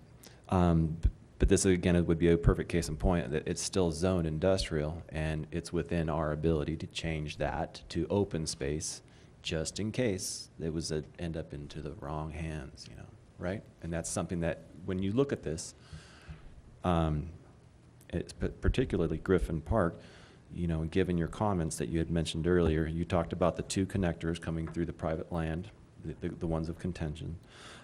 Is there anything else on that particular piece that, that we should be aware of concern-wise? Because it is, again, managed and run by the rec district. I'm glad you asked, Scott. No, The observation tower that's in the plan, we've also recommended that come out because it's actually on private property. Some of the property owners to the north, in particular north of John Griffin Park, come across the river with their ownership. And one of the really neat things about the river trail in John Griffin Park, which most people know as the Riverwalk, is being able to look over there and see cows grazing in open space, and there's a large pond back there, which most people don't know about. But being able to enjoy the farm and ranching lands on the north side of the river from the south side of the river, and being there legally, because you're on public ground on the south side, but you're still enjoying the benefits of open space that farming and ranching bring and the beautiful vistas that we have looking north. And so we also recommended that observation tower come out of the plan. Okay, I see it now. My picture's so small, but yet. Yeah. But Dina knows which one I'm talking about. Any other questions? Don't think so. I sure didn't make 3 minutes, but you knew that, Mr. Mayor. Well- But again, I do appreciate it, and again, Dina, thank you for coming into town and being a part of this, and you've learned a lot about our community. I think the point should also be made for those of you that weren't on the committee. The firm that we hired, they're from out of town. This is what they do for a living, and of course, when they see all this open property, they're like, they see it as potential from what they've done in other communities. They don't know our town. You've elected us, and we're here because we know our town, and we know you, and again, your words are not lost on us. Mayor?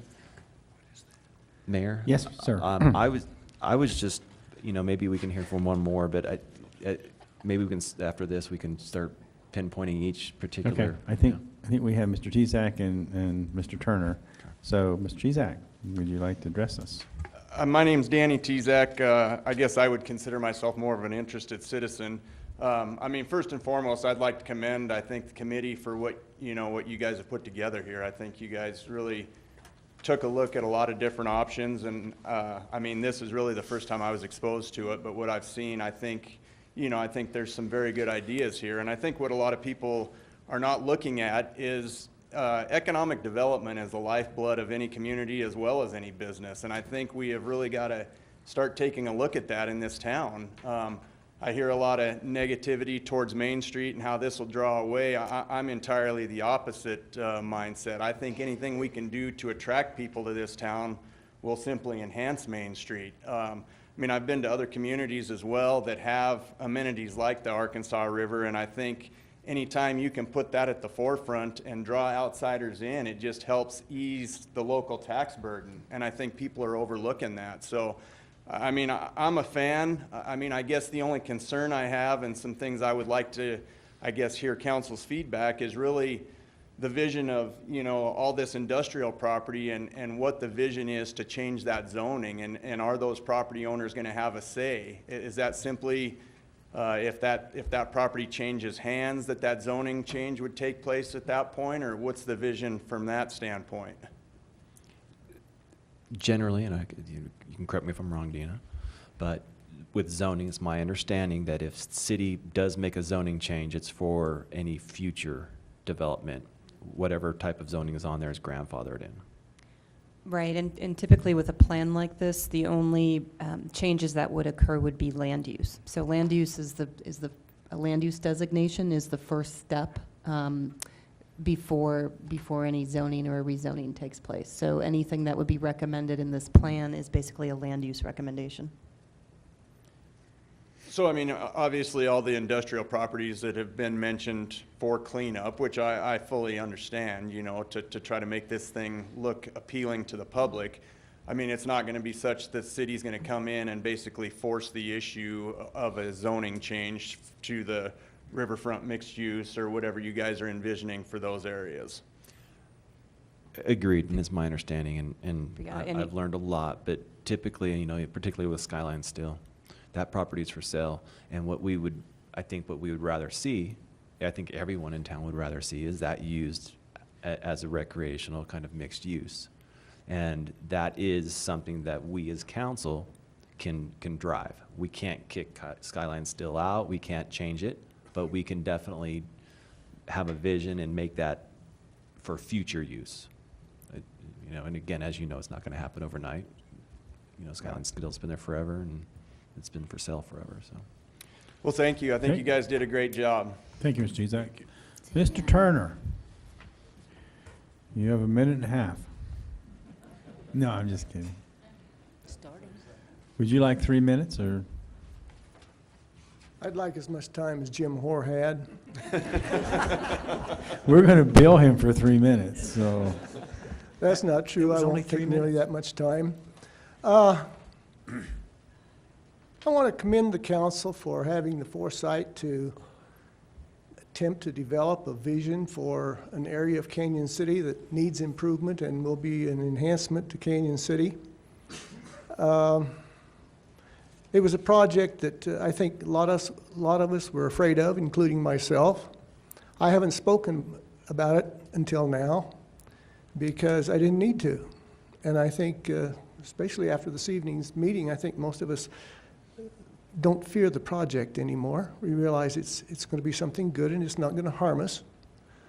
And, but what I want to talk about is something I haven't heard discussed in all of these discussions. I recently met a fellow who's been a realtor who sold 7 35-acre parcels up near Westcliff to Michael Gould. And Michael Gould and Jan Gould came to Canyon City, and in my opinion, I don't know this for a fact, but I think they probably got more money than God. And they bought a vacant building downtown and developed a very fine restaurant. It failed. I don't know why. I don't really care why. But I know they went through hell getting that restaurant put together. And I would just hope that along with this vision for an improvement to Canyon City, that there'll be a lot of concern to making it friendly and receptive to people who want to come in here and develop businesses. Now, trails are fine, but trails don't generate any money unless you start charging to use them. But they attract people that will go to businesses that spend money. And so we've got to have successful businesses here and probably new and more businesses, in my opinion. And so I just hope that this council will be receptive to making it friendly for people to come in and develop businesses in Canyon City. And that's all I want to say. I just wanted that to be part of the discussion. Thank you, Mr. George. Thank you, George. Mr. Mayor, I would like to comment that we are very happy to report that with the hire of Dina Swetlick and our new Economic Development Director, a new position that the city's never had before, Ryan Stevens, that is very top of our list of making us a more business-friendly town to help bring in more businesses with the greatest of ease as possible. And again, that's going to require some patience as we review our policies and procedures to make that happen. But you're absolutely right. It's top priority. And we're happy to have some staff members on board that can help make that happen. Glad to hear it. I have to comment. George, Sir? I'm in the trenches every day, as you know. I'm sorry? I'm in the trenches every day on Main Street, okay? Yeah. I believe that it's only going to be through tourism that we can grow the very thing that you just mentioned. More businesses. And regarding the town being friendly, again, we're trying to change that culture. That's been a focus of Dennis and I's tenure on council here for a while. And the current council and the council that's going to be here after we leave, that's one of their goals, is to make it more friendly. But an entrepreneur or someone they have to see the value. And this is part of it, right? Building the infrastructure, they have to see the value. And until our town, and again, this is our town. I've been here for over 10 years and I accept what it is. Our town needs to support those small businesses when they do come up. But it's going to be the tourism, and it's going to be that beautiful built-in environment that we're focusing on that's going to draw the tourists into our downtown and into the Riverwalk, hopefully stay, and hopefully move here over time. I see 3 people here that have moved into town in the last 2 and 3 years, and they're actually involved and they see the potential. That's changing. We know that that's changing on a daily basis. And again, I commend this council, I commend the staff, and again, thank you, community, for being here. But it is changing, and it's going to change for the better. I don't think any of us want to see this like Breckenridge. I don't. I didn't move here to see it like Breckenridge. But we all need to make a dollar, and we all need to see some of our infrastructure improve, and that's only going to happen with an increased tax revenue. We're going to start on the Riverwalk. We're going to start in this particular area down by downtown, and I think we should focus on that right now. Okay, good. Moving forward. I want to tell you that today at Rotary, I learned that Bob Helsley is moving from Canyon City to Florida. Right. On the other hand, I met a fellow at Rotary who's moving from Florida to Canyon City. That's a wash. And in an effort to keep our numbers up as far as visiting our city council meetings, we're starting another committee so that through the birthing on that will be a little different than we got now. Monday night, we appointed citizens to be part of the review of the building regulations and things of that nature, which hopefully will be well received and make some changes. So another committee. And it's kick-starting with the forum. We have a forum of those people right away that's going to start. And we go from one controversy to the other, and we rather enjoy it. No, I'm just kidding. But yeah, we'll have, and actually since we've been impaneled, there's close to 200 people, citizens, that have been involved in this. And yeah, you know, we've made mistakes, absolutely. A little naive going on here, and we've learned from those mistakes, believe me. We're going to correct that. But I came in here one day to sit down and talk to someone, and I could not find a room in this city hall that didn't have citizens doing something. And I thought that was exciting. I'd never seen that before, and you were mayor for quite a few years. So you know that's exciting, and I appreciate that. And yeah, we're a little naive, and we're bumbling along, but we're going to get a whole lot better. So, and the citizens are going to be involved, and they have been. So, thanks, George. In our kickoff forum to talk about better business procedure and building codes and such, that's October 18th at our Visionary Committee, 4 o'clock. Okay, let's go ahead and do what Scott said, and let's Yeah, take a look at this. And Dina, you're going to get us through this, right? Okay. Sure. And again, thank you, Dina. We really appreciate the work that you put as our committee head on this and your position here as the Community Development Director. Thank you so much. So what, do you have specific questions? Well, Do you, specific let's comments? just- Do you want let's to go just through start- segment by segment? Let's start at the west end and move down, and if we have any, again, it's my understanding that you just need to hear from us that, you know, before you go to a final draft, right? Right, and, Okay. and again, just to reiterate, the graphics and components that you're seeing today are from that August 10th version. We have the folder of all of the comments that have come in that will be taken into account as well. But having some direction on which things definitively should change, what perhaps do we leave in as part of the vision plan, if there's anything even different perhaps than what we've heard yet to date that you would like to see change, that's what we need to hear today. Okay, so I don't have my reading glasses, and I don't wear reading glasses, and I can't read anything.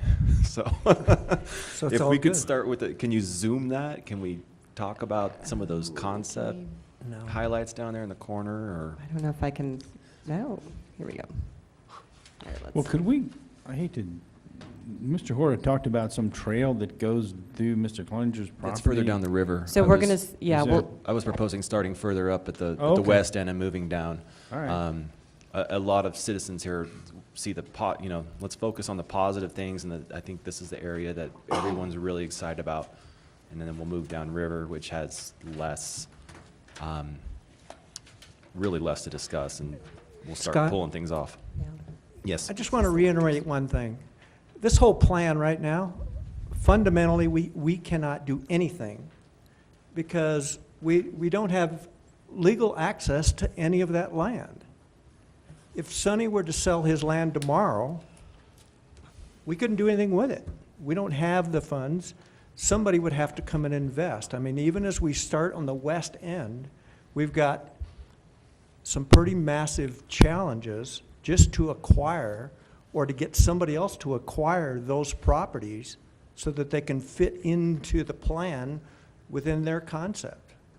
Somebody comes in here and plops down a couple $1 million, they're pretty much going to do what they want to do, but it needs to fit within a plan. But that same plan, though, if someone were to want to sell, it can show that it's a very valuable piece of property, and it can entice a developer to come and show them that this is a worthwhile economic investment. Can I ask a question real quick while the things are being changed? It's the two top ones, right there. Sure. No. Now the screen's off. Yeah, you shut the projector off. Preston. Mr. Gill.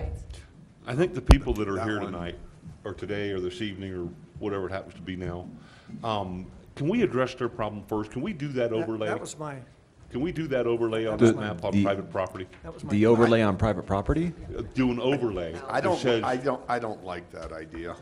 No, Okay. let's just, Well, I do. they can, I think it would put them. they can stay and listen to the whole plan, and then we'll move down the river. Very good. Carry on. So we're starting on area 1. As If it soon comes as back the- up. So, Dina, let's just, this is,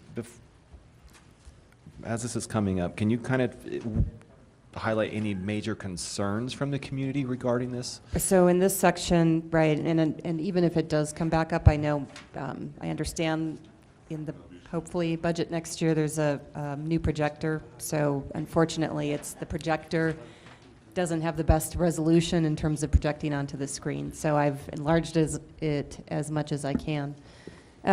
So in terms of this section, we really haven't gotten a lot of comments in terms of really wanting anything specific to change, quite frankly. Okay. So Again, Dina being new to the community, this is a piece of, again, thank you so much for being part of this. I know that you've, it's been tough. This is the Black Hills property and the property surrounding Black Hills. This is the area where we want to see boat ramps. The Black Hills property, again, please disseminate this to your friends and your family. The Black Hills property, I believe at most had a phase 1 or phase 2 cleanup. It's a piece of property that we're not going to ever, it's going to take quite a bit of development, correct, Dennis, if we ever wanted to go in and put a huge infrastructure build out on there? No infrastructure would There's probably be no. allowed. There's just no, we yeah, it's can't- not feasible. You can't go into the ground. You cannot go in the Anything ground. that So we stops see us. this as, and again, now I'm really kind of talking to council because I've been part of this discussion. We really see this as a, campground, RV parking, boat launch, take in, take out. Right, right. So. and cleaning up the western entrance to and, the yep, community into downtown. Trying to make it the first thing, really beautiful thing people see when they come in from the west or down from the bridge. So really, any questions that you guys might have for us or the Well, the I do committee? have kind of a question, and maybe this is too detailed, but can we also designate part of that parking to include electric, place for electric cars to come and recharge their batteries? Sure, that could be something, I mean, obviously at a graphic level like this, that probably wouldn't be indicated, but we could make a note of that to have that in the written report. Because, yeah, and some companies will pay to have those put in. Have and- Black Hills do it. Yep, Mm-hmm. yeah, There you go. right. There's also a plan within the river that is being pursued to put in obstacles for whitewater rafting, kayaking, things like that. So that will become popular, and you'll have the parking right there. So Right. that's already underway. Right, so Mayor, thank you for bringing that up. So under a separate effort, probably next year now, towards the end of next year would be the earliest anything would be constructed, is the actual in-river improvements that are already being worked on and partially funded under a separate effort. Okay, should we go to focus area number 2, First Street to Fourth Street? Do we see anything on that? Too far back, okay. It's the largest. The nice part about that, if we could have some way of acquiring different properties there on the north side, there is no access from the parking area where people park to access the bridge going to Centennial Park. If a train crosses there and there's an emergency, person with a heart attack, there's almost no way to get over to get that person. So it's very important from a safety factor that we've drawn in that road from First Street back. Right, the Water So Street that- extension that you yeah. see here in the graphic. And that was brought up by the fire department as well. They would not be able to get there should the train be blocking the track there, Mhm. essentially at Fourth Street, so. So to most of the comments that we received in this section, some comments came in on the Centennial Park Master Plan that was already completed. Most of the comments were simply about cleaning up the river edge and maintaining sort of a balance between sort of a more urban edge as well as a naturalized edge. And then I would say the third comment that came in primarily for this zone was that there was still too much parking being shown along the river and not really taking advantage of the river frontage. Where I don't see that parking along the river. So because where we- currently, this Oh, is a sure. parking area here, and then primarily in this zone, which is currently city-owned property. Which is currently parking. Is currently parking, and that's still being shown as parking reservoir, as well as some additional kind of recreational and park aspects to better tie in the Centennial Park to the north side of the river in this area. but there's So- still basically surface parking being shown for, basically from this stretch over to the bridge, and then some additional parking east of the bridge as well. Which for a train, which brings in thousands and thousands of tourists, they're concerned that there isn't enough parking Mhm. to service their needs, especially if we add hotels and boutiques and restaurants. And we have to consider that. The part of the reason people are there is because of that train, and if they don't have parking, then And they're not gonna they're, come. yeah, they're just not gonna come. Okay, let's move beyond Fourth Street. There where the train station is, that possibility that. Let's Fourth- move into the hot spot. Yeah, that would be, that area, which essentially, well, actually is on the south side. I don't see any kind of building going on there. That should just remain open space. So here's. open space, Here's yeah. the next section. So this Yeah. is the Fourth Street Viaduct that you see here on the Yeah. left of the graphic. So this is the portion south of the river, over to Ninth, where we were showing Vision. Well, and a great portion of that's in floodplain. You're not going to build in a floodplain anyway. Nice thought, but you're just not going to be able to. So that's just open space. So they considered the floodplain, obviously. Yeah, that's a So the, yeah, the serious floodplain. the floodplain comes back, there's sort of a line generally in this area, if I recall correctly. So this is community garden, so the idea was that primarily any of the future residential that might be built to provide additional residential within walking distance of the river would primarily be outside of where the existing floodplain is. There may need to be some adjustments, but again, you have to realize this is a 40,000-foot vision graphic. So Right. regarding that particular area where the actual residential use text is, and without looking at a satellite image, what is that currently? So this. That's your piece of property?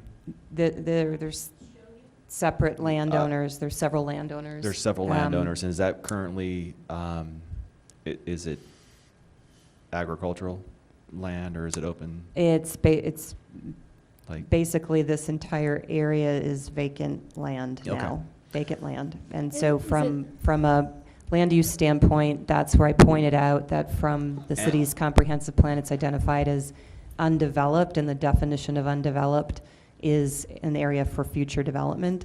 From a zoning standpoint, part of that land currently is zoned industrial. And your highlights over here, where you actually have your, the text over here on. Oh, yep. Is it possible to maintain the agricultural zoning with the, Well, and this really should have said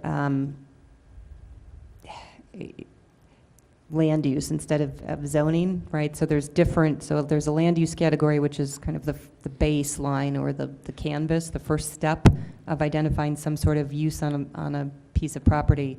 And then on top of that, more detailed is the zoning.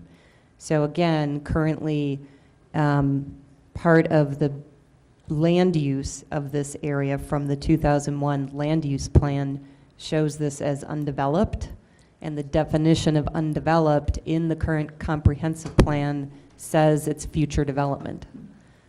From a zoning standpoint, this area or part of this area is currently zoned industrial. And if I can, So then we'll want to take that piece, we'll want to take that and rezone, define that future development or change that future development land use title so that it could include right. agricultural or this new mixed use, which would include possible residential and/or open space. Is that what I'm hearing? Right, so from a land use standpoint, move to a different graphic. From a land use standpoint, we're proposing to change at least a portion of this basically to public land or open space, using the city's current definition of that from a land use standpoint. Okay. What implications would that have on future landowners for development? If it was changed to public use, then it could not, or public space, it could not be used as well, I have to look at the specific definition of that category in the land use. Let me just read it. That's what I brought with me. So, public, semi-public, from a land use standpoint, based on the comprehensive plan, says, identifies those areas that apply to land that may be used for parks, open space, schools, municipal, county, state, and/or federal land uses. Semi-public uses such as churches and nonprofit organizations may also fall within this land use category. Okay, so this is concerning your piece of property as it currently is. What we're proposing is changing the land use, which is the lowest level of defining the land, so that it can't become industrial ever. And that it can remain that way with this lowest level. Is that true, Dina? And again, we can't change what's already there. Whatever you're doing can't change. But what we're proposing, and what I think what we don't want to see, is someone come in and change that to industrial use sometime later when it's economically feasible. Right. So currently there is no agricultural land use designation within the city. So from a land use standpoint, there is no current agricultural land use designation. From a zoning standpoint, from a zoning standpoint right now, a good portion of that land is currently zoned industrial, and some of it is zoned R, can't read what it is on here. A portion of it closest to, what is that? Closest to 4th. This area here is currently zoned residential. A chunk that's approximately the outline I'm drawing now is currently zoned industrial. So we're trying to get that into some future land use designation that would then allow a future phase or future stage of removing that from an industrial zoning. So the first step is identifying a land use. Okay. Do you have any other questions regarding this particular piece of property and what we're proposing here? I guess not, but I'm under the impression that some of it is agriculture. My son-in-law has it. You can have agriculture out there. No, And It can be used for it's- agriculture.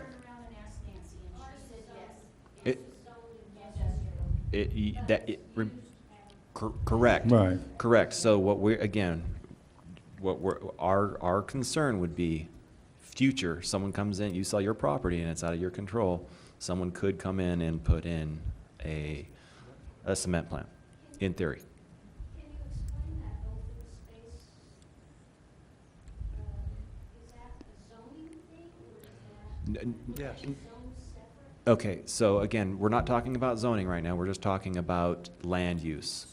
Land use is the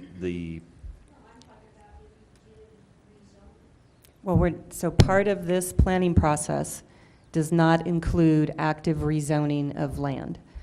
A planning process would identify a land use, which is a very broad definition of a use for an area of land. That would be the first step, is to identify a land use, whether it's an existing land use category or we can create a new land use category. And we have proposed that as part of this plan. We can create a new land use category that could be designated as part of the adoption of this plan. Then the future or a next step would be to, if folks wanted to actively rezone this out of industrial, that would be a future next step. And having this plan designate the land use as not able to be used for industrial in the future would be that first step, to have that changed in the plan. Is that clear? Okay. It's Yeah, taken me a long time to, The city of Canyon City does not have a agricultural zone per se. It's called rural living.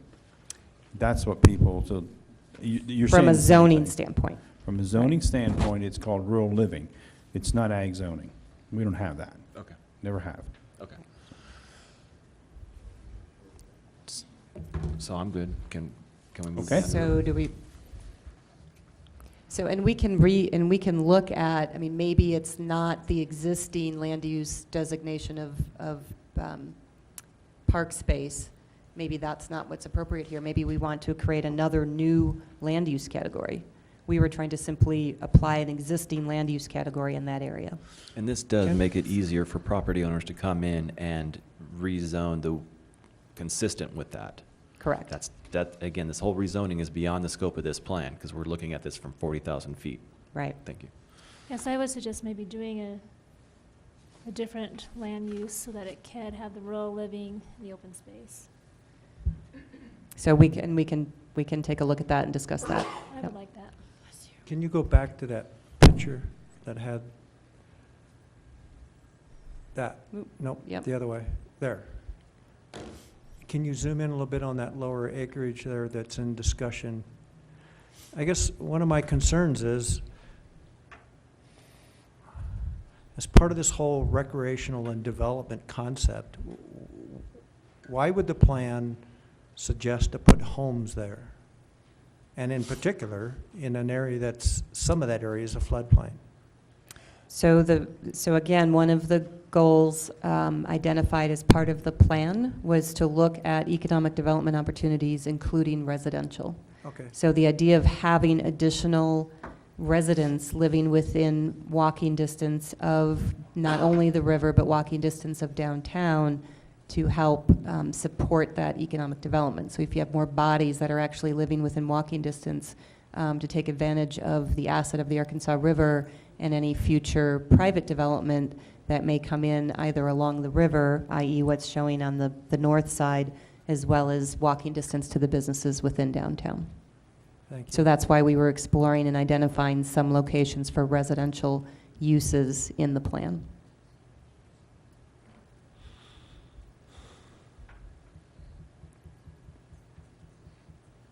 And you've already gone over any, for this So particular Well, so piece, the, yeah. right, so the comments on this piece are, one, we would not like to have residential shown in this area. And then, I mean, there's also been comments about just simply not showing any change at all basically in any of this area.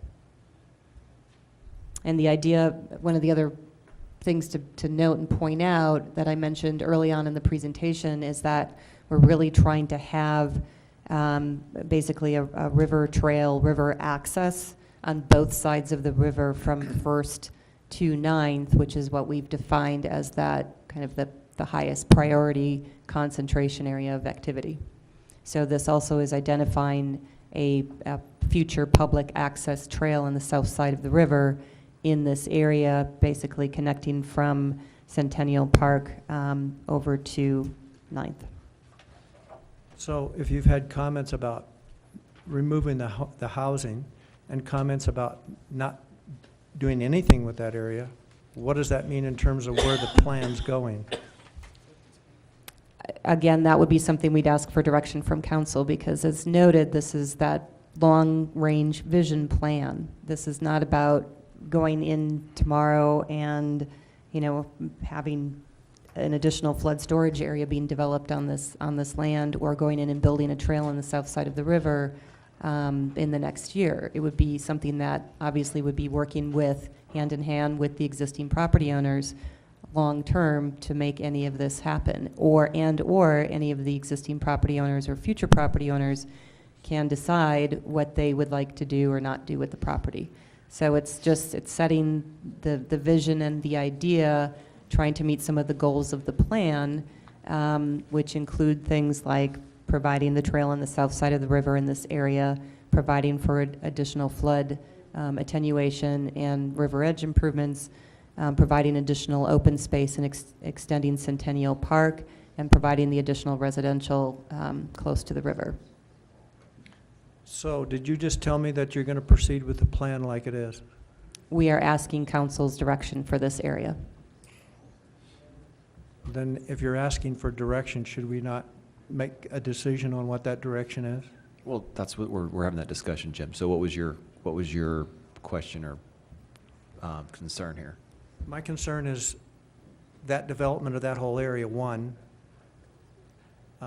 primarily because of our lack of communication with those landowners, and I realize that's water under the bridge. We had discussions on this council, I thought, without going back and looking at record, that we were in fact going to contact those people, but the city chose instead to send a letter. Again, I requested a registered letter, which did not happen. But the point is, and to move forward, I think one of the big points, I realize this is a vision, but if we could at least take out of the vision the residential development, I realize that was a goal. There's some other goals in there we're probably not going to achieve. This particular area is where we're receiving the most resistance and most disagreement from our public.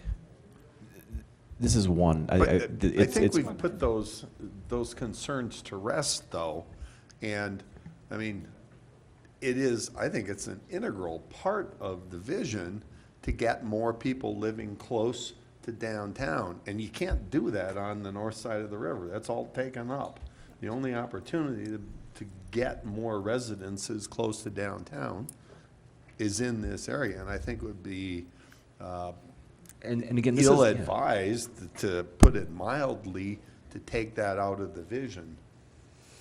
Could there be a compromise, like Councilman Gill said, to color it as a zone and mark it as private property contingent on future private property Do we not desire? already know that it's private property? Right. The people Yeah. are sitting here and we've been discussing it for 2 hours and 10 minutes.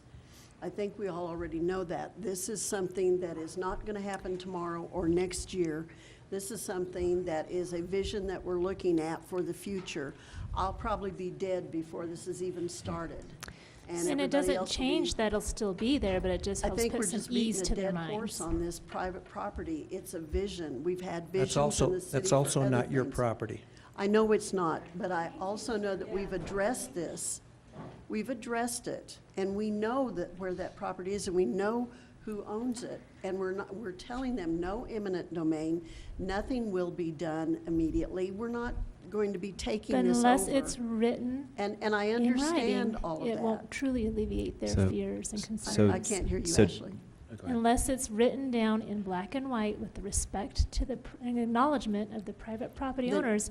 Then let's they put will- it down then as they- written underneath the thing that this property is presently owned by the individuals sitting here, and that they are not donating their property, or we are not taking their property.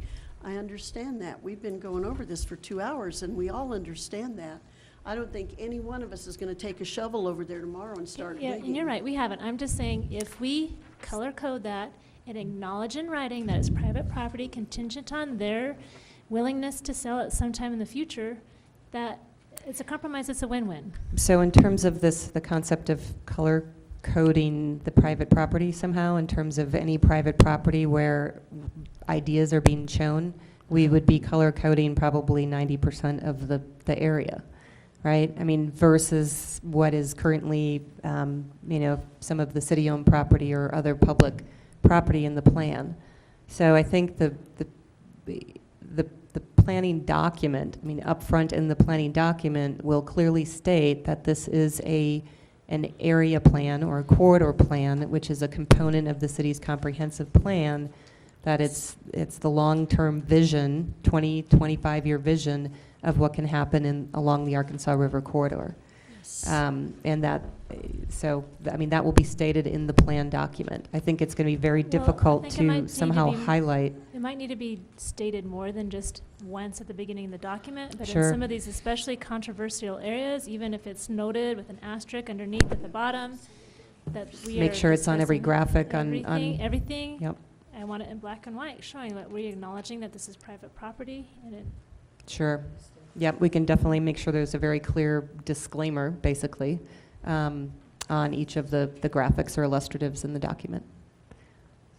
So, and I know, just to point out, I know there was a question so you can sort of see in the graphic here, this, where it says floodway line. So the floodway, there's a floodway and the floodplain. The floodway line in this area comes through basically in this area, which is why the housing is being It's shown pushed to the back. south versus in the floodway zone itself. Scott, I think fundamentally, from a standpoint of a plan, I support this whole thing. From a concept that it's a plan, and as we move forward, we're going to adapt and adjust it. But it's a very sound, encouraging, positive plan, and I support that. What I don't support is how do we convey to the residents that own property in there, how do we address their concern? That's what we need. Aside from that. There's two of them sitting right here. There's a couple sitting here. And given our discussion and the time that we've spent kind of talking about that, are those houses overlaid over your current house? Yeah, Okay. Yeah, the Okay, the current. I the current appreciate homes that. are- So now my question to you is, given what you've heard from us, and given that the nature of what we're trying to do here, do you take issue with that, the way it is? And remember, it's just a picture. It is just a picture, and we're gonna have lots of asterisks and everything over it, but you do take issue with having that over your current piece of property? Well, I And- think the better question is, do you understand what this is? I mean, you may take issue with it, but do you understand what this is? And do you have a problem with that? Thank you. Yeah. Yeah, that's a good way of putting it. Thank you. Go ahead. Well, I understand what you're saying, and it is important to have a vision. But you see those little white lines over there in the white? Why can't you put some lines through all of that green, which is private property, and show it private property, rather than having a park and a soccer field and houses in my backyard? So what you know are, what I'm saying? what you're proposing, Put some lines put some there. lines over it and show that it's current private property. Idea right here, and I thank you. And everybody's applauding everybody, and I applaud you for coming to the point that we would like to have us, Colgate, Smaller's, I assume they'll agree. Brady's, yes, everybody that's involved right here, the other clients that live in the little shaded areas she was showing from the flood line, because they're taking it. I'm not saying they're taking it, I'm just saying, it's in his backyard. Just post it there, just mark it out so that we can see that you're really, and I understand, and I don't want to be complacent, and I don't want you to think I'm being an idiot and making little comments about how we don't understand. Just make it to where we can see it's not going to happen during my lifetime. So just as a Agreed. option, because it may be easier to just, from a pure illustrative standpoint, to do it this way, conversely, if we show what's currently publicly owned and shade that somehow with the statement of clearly that everything else is private land, would that also suffice? Well, am I understanding this gentleman correctly, that if you just had lines going through that whole area that I mean, were... just kind of turning on and overlaying the existing property lines as a top layer? Is that what I'm As a hearing? top layer, that Right. just, they were red lines that said, this is private property. Currently private. Well, I think Dina said that that's going to put lines on 90% of the Well, that's Well, fine. then so be graphics it. in here. So be it. I mean, the whole thing's private property, but at It is least what it is. It's private property. And- we've designated that area as private property, but we've also shown the vision under that private property. So let's explore, I'll work with the consultant team and our GIS individual. I know the city's GIS capabilities are pretty limited in terms of the existing layers of information we have, but I will work with that individual as well as the consultants in terms of how can we best graphically convey where private property is. It That's can be the done. point. We'll get it done. Professionals can Okay. figure it out. And we're And- gonna, we're gonna invite you, or you'll see this before we formally adopt it. And again, It'll be And if you can do that, I'd say move it to council. and before we move on, we have one more comment from a landholder.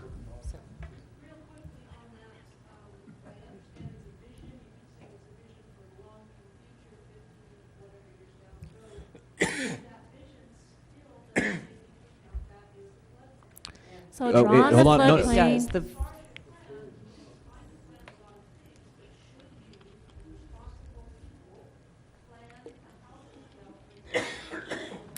Well, the housing development is not in the. So, It's not Well, in the it's we in- should, it's just for in the- clarification, there's two, we have a floodway Right, and a floodplain. Right. And you can build in a floodplain. plain. We're in the floodplain. But is that we are in the floodplain. We have to pay. No, there's no doubt, half of Florida is in a floodplain. But just the point being, we pay for them to rebuild that all the time, but that's just the way it is. You can develop in a floodplain. Go, just go this way.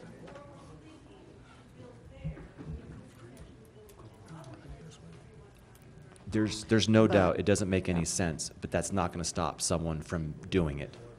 People will build So where they the- wanna build, they'll build on the side of a hill, on the top of a mountain, when it makes absolutely no sense.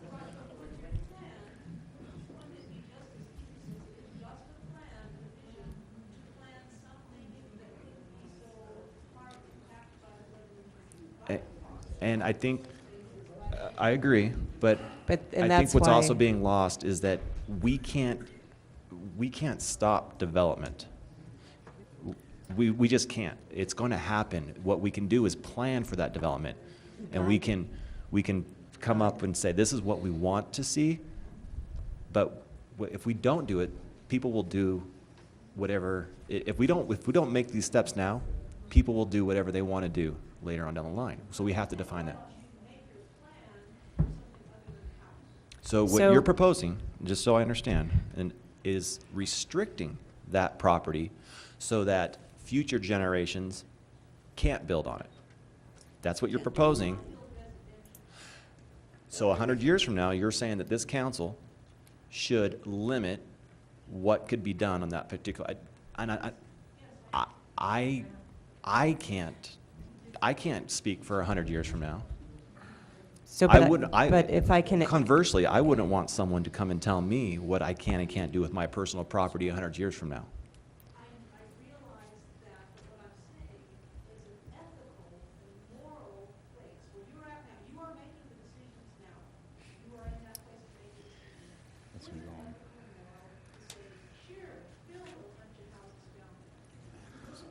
Yeah, Okay, Dina has a let's, comment. we're beating Dina around the has a same bush comment. here, and let's move on. I- There is you're no not- building So the- contemplated in the floodplain, period. The other Well, in start, the where the floodway. building is above that is probably not in the floodplain. So That in the- open space area, and Matt, I have ever this seen is in the, is right, that this is floodplain. the floodway line. So we are very consciously and actively showing open space, and only open space, in the floodway area. That's what this graphic is Right, showing. so there's no building in that. Okay, let's,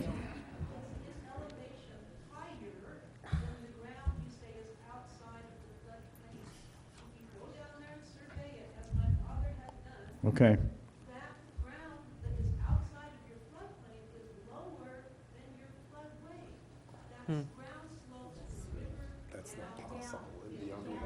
Yeah. Okay. Got it. I- We're gonna have I to defer that appreciate to the all that. Let's engineers. move Thank on. you. You have hash marks in most of the map anyway, so why don't we just go ahead and make a decent compromise and hash mark that and take out the soccer field or some such thing? Because if you move So- on to Plat 4, we've got hash marks all over it, and you move Do on we- to 5, we've got hash marks all over it. So Right, let's just, so hash while we're mark it still out. on this Put the section lines though, over top of it, and let's move on. right. Okay. Let's So- go on, let's so- go on to 4. Well, so moving to the north side of the river on this sheet. I think the comment that we received here is, again, so sort of a la the don't put as many new additional structures across the river, in the river, in new places. And so the suggestion was, if we can possibly and hopefully, which we are showing here as a duplicate, improve the Ninth Street Bridge. And so instead of having an additional bridge coming across the river, to simply have improved pedestrian bike improvements basically along Ninth. So that was the I primary. would concur with that. Yeah, we're not going to get another bridge put in there in ever. So are we CDOT gonna will go, put a are we traffic asking to circle have there. that removed then? Sure. Yeah, let's From take that out. Okay, thank you, Dina. We're more apt to get another traffic circle than a bridge. The Brown Bridge? This here. No, that's a No, bridge. that doesn't That's even a exist. non-existent It's bridge. a non-existent We're gonna bridge. take it out. So, right. Erase it. If we do anything, Jim, we're gonna build onto the side of 9th Street. which we Yeah. could, we should do Yeah. anyway. Yeah, we should do that The anyway. amount of traffic, foot traffic and bike traffic there is there Okay. now. Any other changes or comments in this area? Nope, let's But move on. Let's move to 4. That's the area where the sewer plant is. Oops. And that would be up to, they have a pump track there or whatever. I'm not sure I would enjoy that, but whatever that is. So, right, the comment, so this currently, even though it's, so the illustrative is showing the pump track, but the text is saying that this could be either pump track or community botanic garden, or Right. simply become part of, part of the passive part of the park. And again, I think I had mentioned earlier, one of the comments we received is folks that actually use pump tracks would rather see them closer to downtown. Okay. I So- liked it better at the Black Hills property. Yeah. and I If would you didn't choose have the more. word pump track right there, people would think it was a botanic garden. It's Right. from 40,000 feet, and it's just a piece of property. We're not going to build anything overnight. And you have to so- bear in mind that it's currently owned by the sewer district, and what we'd have to do is make it so that they couldn't go back there, reconstruct that plant and get it running again. Right, and so from a land use standpoint, we don't have that graphic in here, but basically this is a separate parcel, Right. which is currently zoned industrial. And So that- from a land use standpoint, we're proposing to change this to open space. And I think Correct. that's what we all I want to see. agree. Back Are to open there- space, that matches the rest of the And- property there. And then, as Jim had mentioned, this is the comment that came in on the observation tower, that we would can take that off. Mhm. And the 2 trail connections to the north. Yeah, that, That's- take that off. I That's think- where those comments I think were. we're fine, yep, let's take Yeah, those off. Let's take those off. What Anything about the else? trail connections to the south? Were there I any issues think that with they're valuable from long-term planning. That's a huge community, that the only way that they can get down to the not any- Riverwalk. It's not is any on different Ninth than Street. anything else. I mean, it's a plan Yeah. and. Go ahead, when Jim. When they get to that stage, they'll put the I's and T's.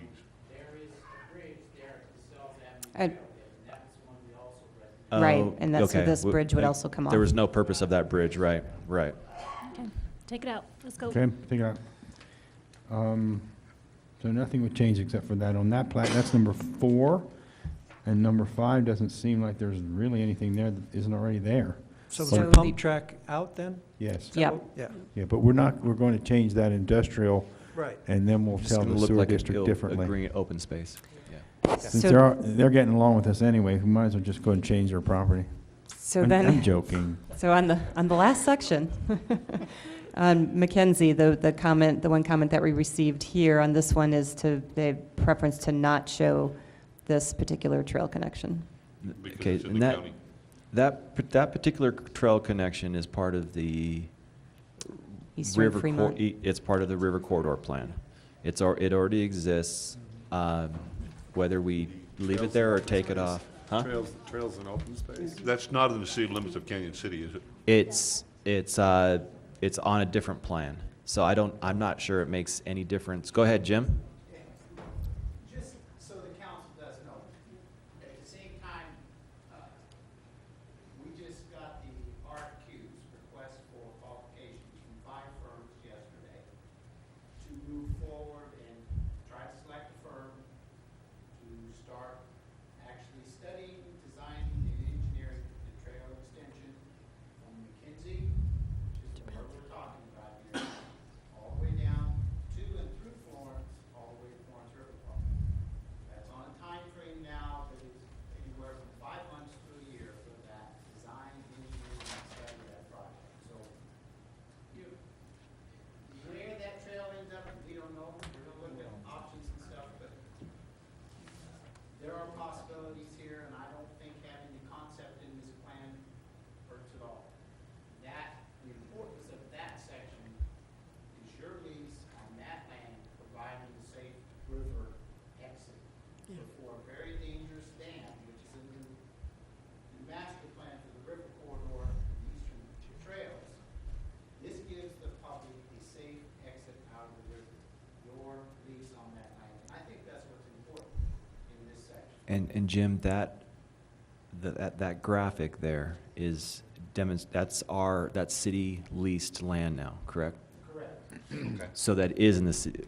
Very good. Is Okay. that leased or just an easement? I thought that was an easement. You have It's leased. We have a 30-year lease on it, that, we exchanged that for the water. the- Okay. the whole water. Tony? So, Do we have a lease on that? Is it a written lease on that little piece of property by that's what lenders McKinney? From what I On each understand, side. that's a that was all a part of the lease. Valco Ponds Right, yeah, process. no, that's why I'm saying. I Yeah, don't- remember with the lenders? Right, okay. That was all part of that. Right, I know they granted us access to it, you know, for, So it's our intent to develop that as a boat launch very good. for the safe outtake. Well, take out, yeah. Okay, so now, and then we're talking about, you know, a trail, or not a trailhead, but, you know, the parking for that respectively. And so now the trail may or may not ever happen, but that's part of the scope that Jim just defined. So I don't see any reason to take that off. Do we get the oil well too? No. No? Well, what happened there? Our luck, it would dry up the day before. Right after we put 42 pumps in Okay. it. Yeah. Okay. We're quickly coming to a close, I hope. Yep. there Well, That's the last Is there anything section. else? We'd like to get all this redone and get it out so you can take a look at it. Bear in mind, what we're trying to do is get most of the river corridor and all that back to open space or some usage not industrial, because we could have that hazard that someone would come in and try and put something in and we're not gonna like. And you're not gonna like it either, but it's zoned for it right now. And that's a shame. That's what happened to our corridor. I was told many years ago when, I don't think George was mayor, but who it was, that I was crazy because where else would they dump their concrete and stuff but on the riverbank?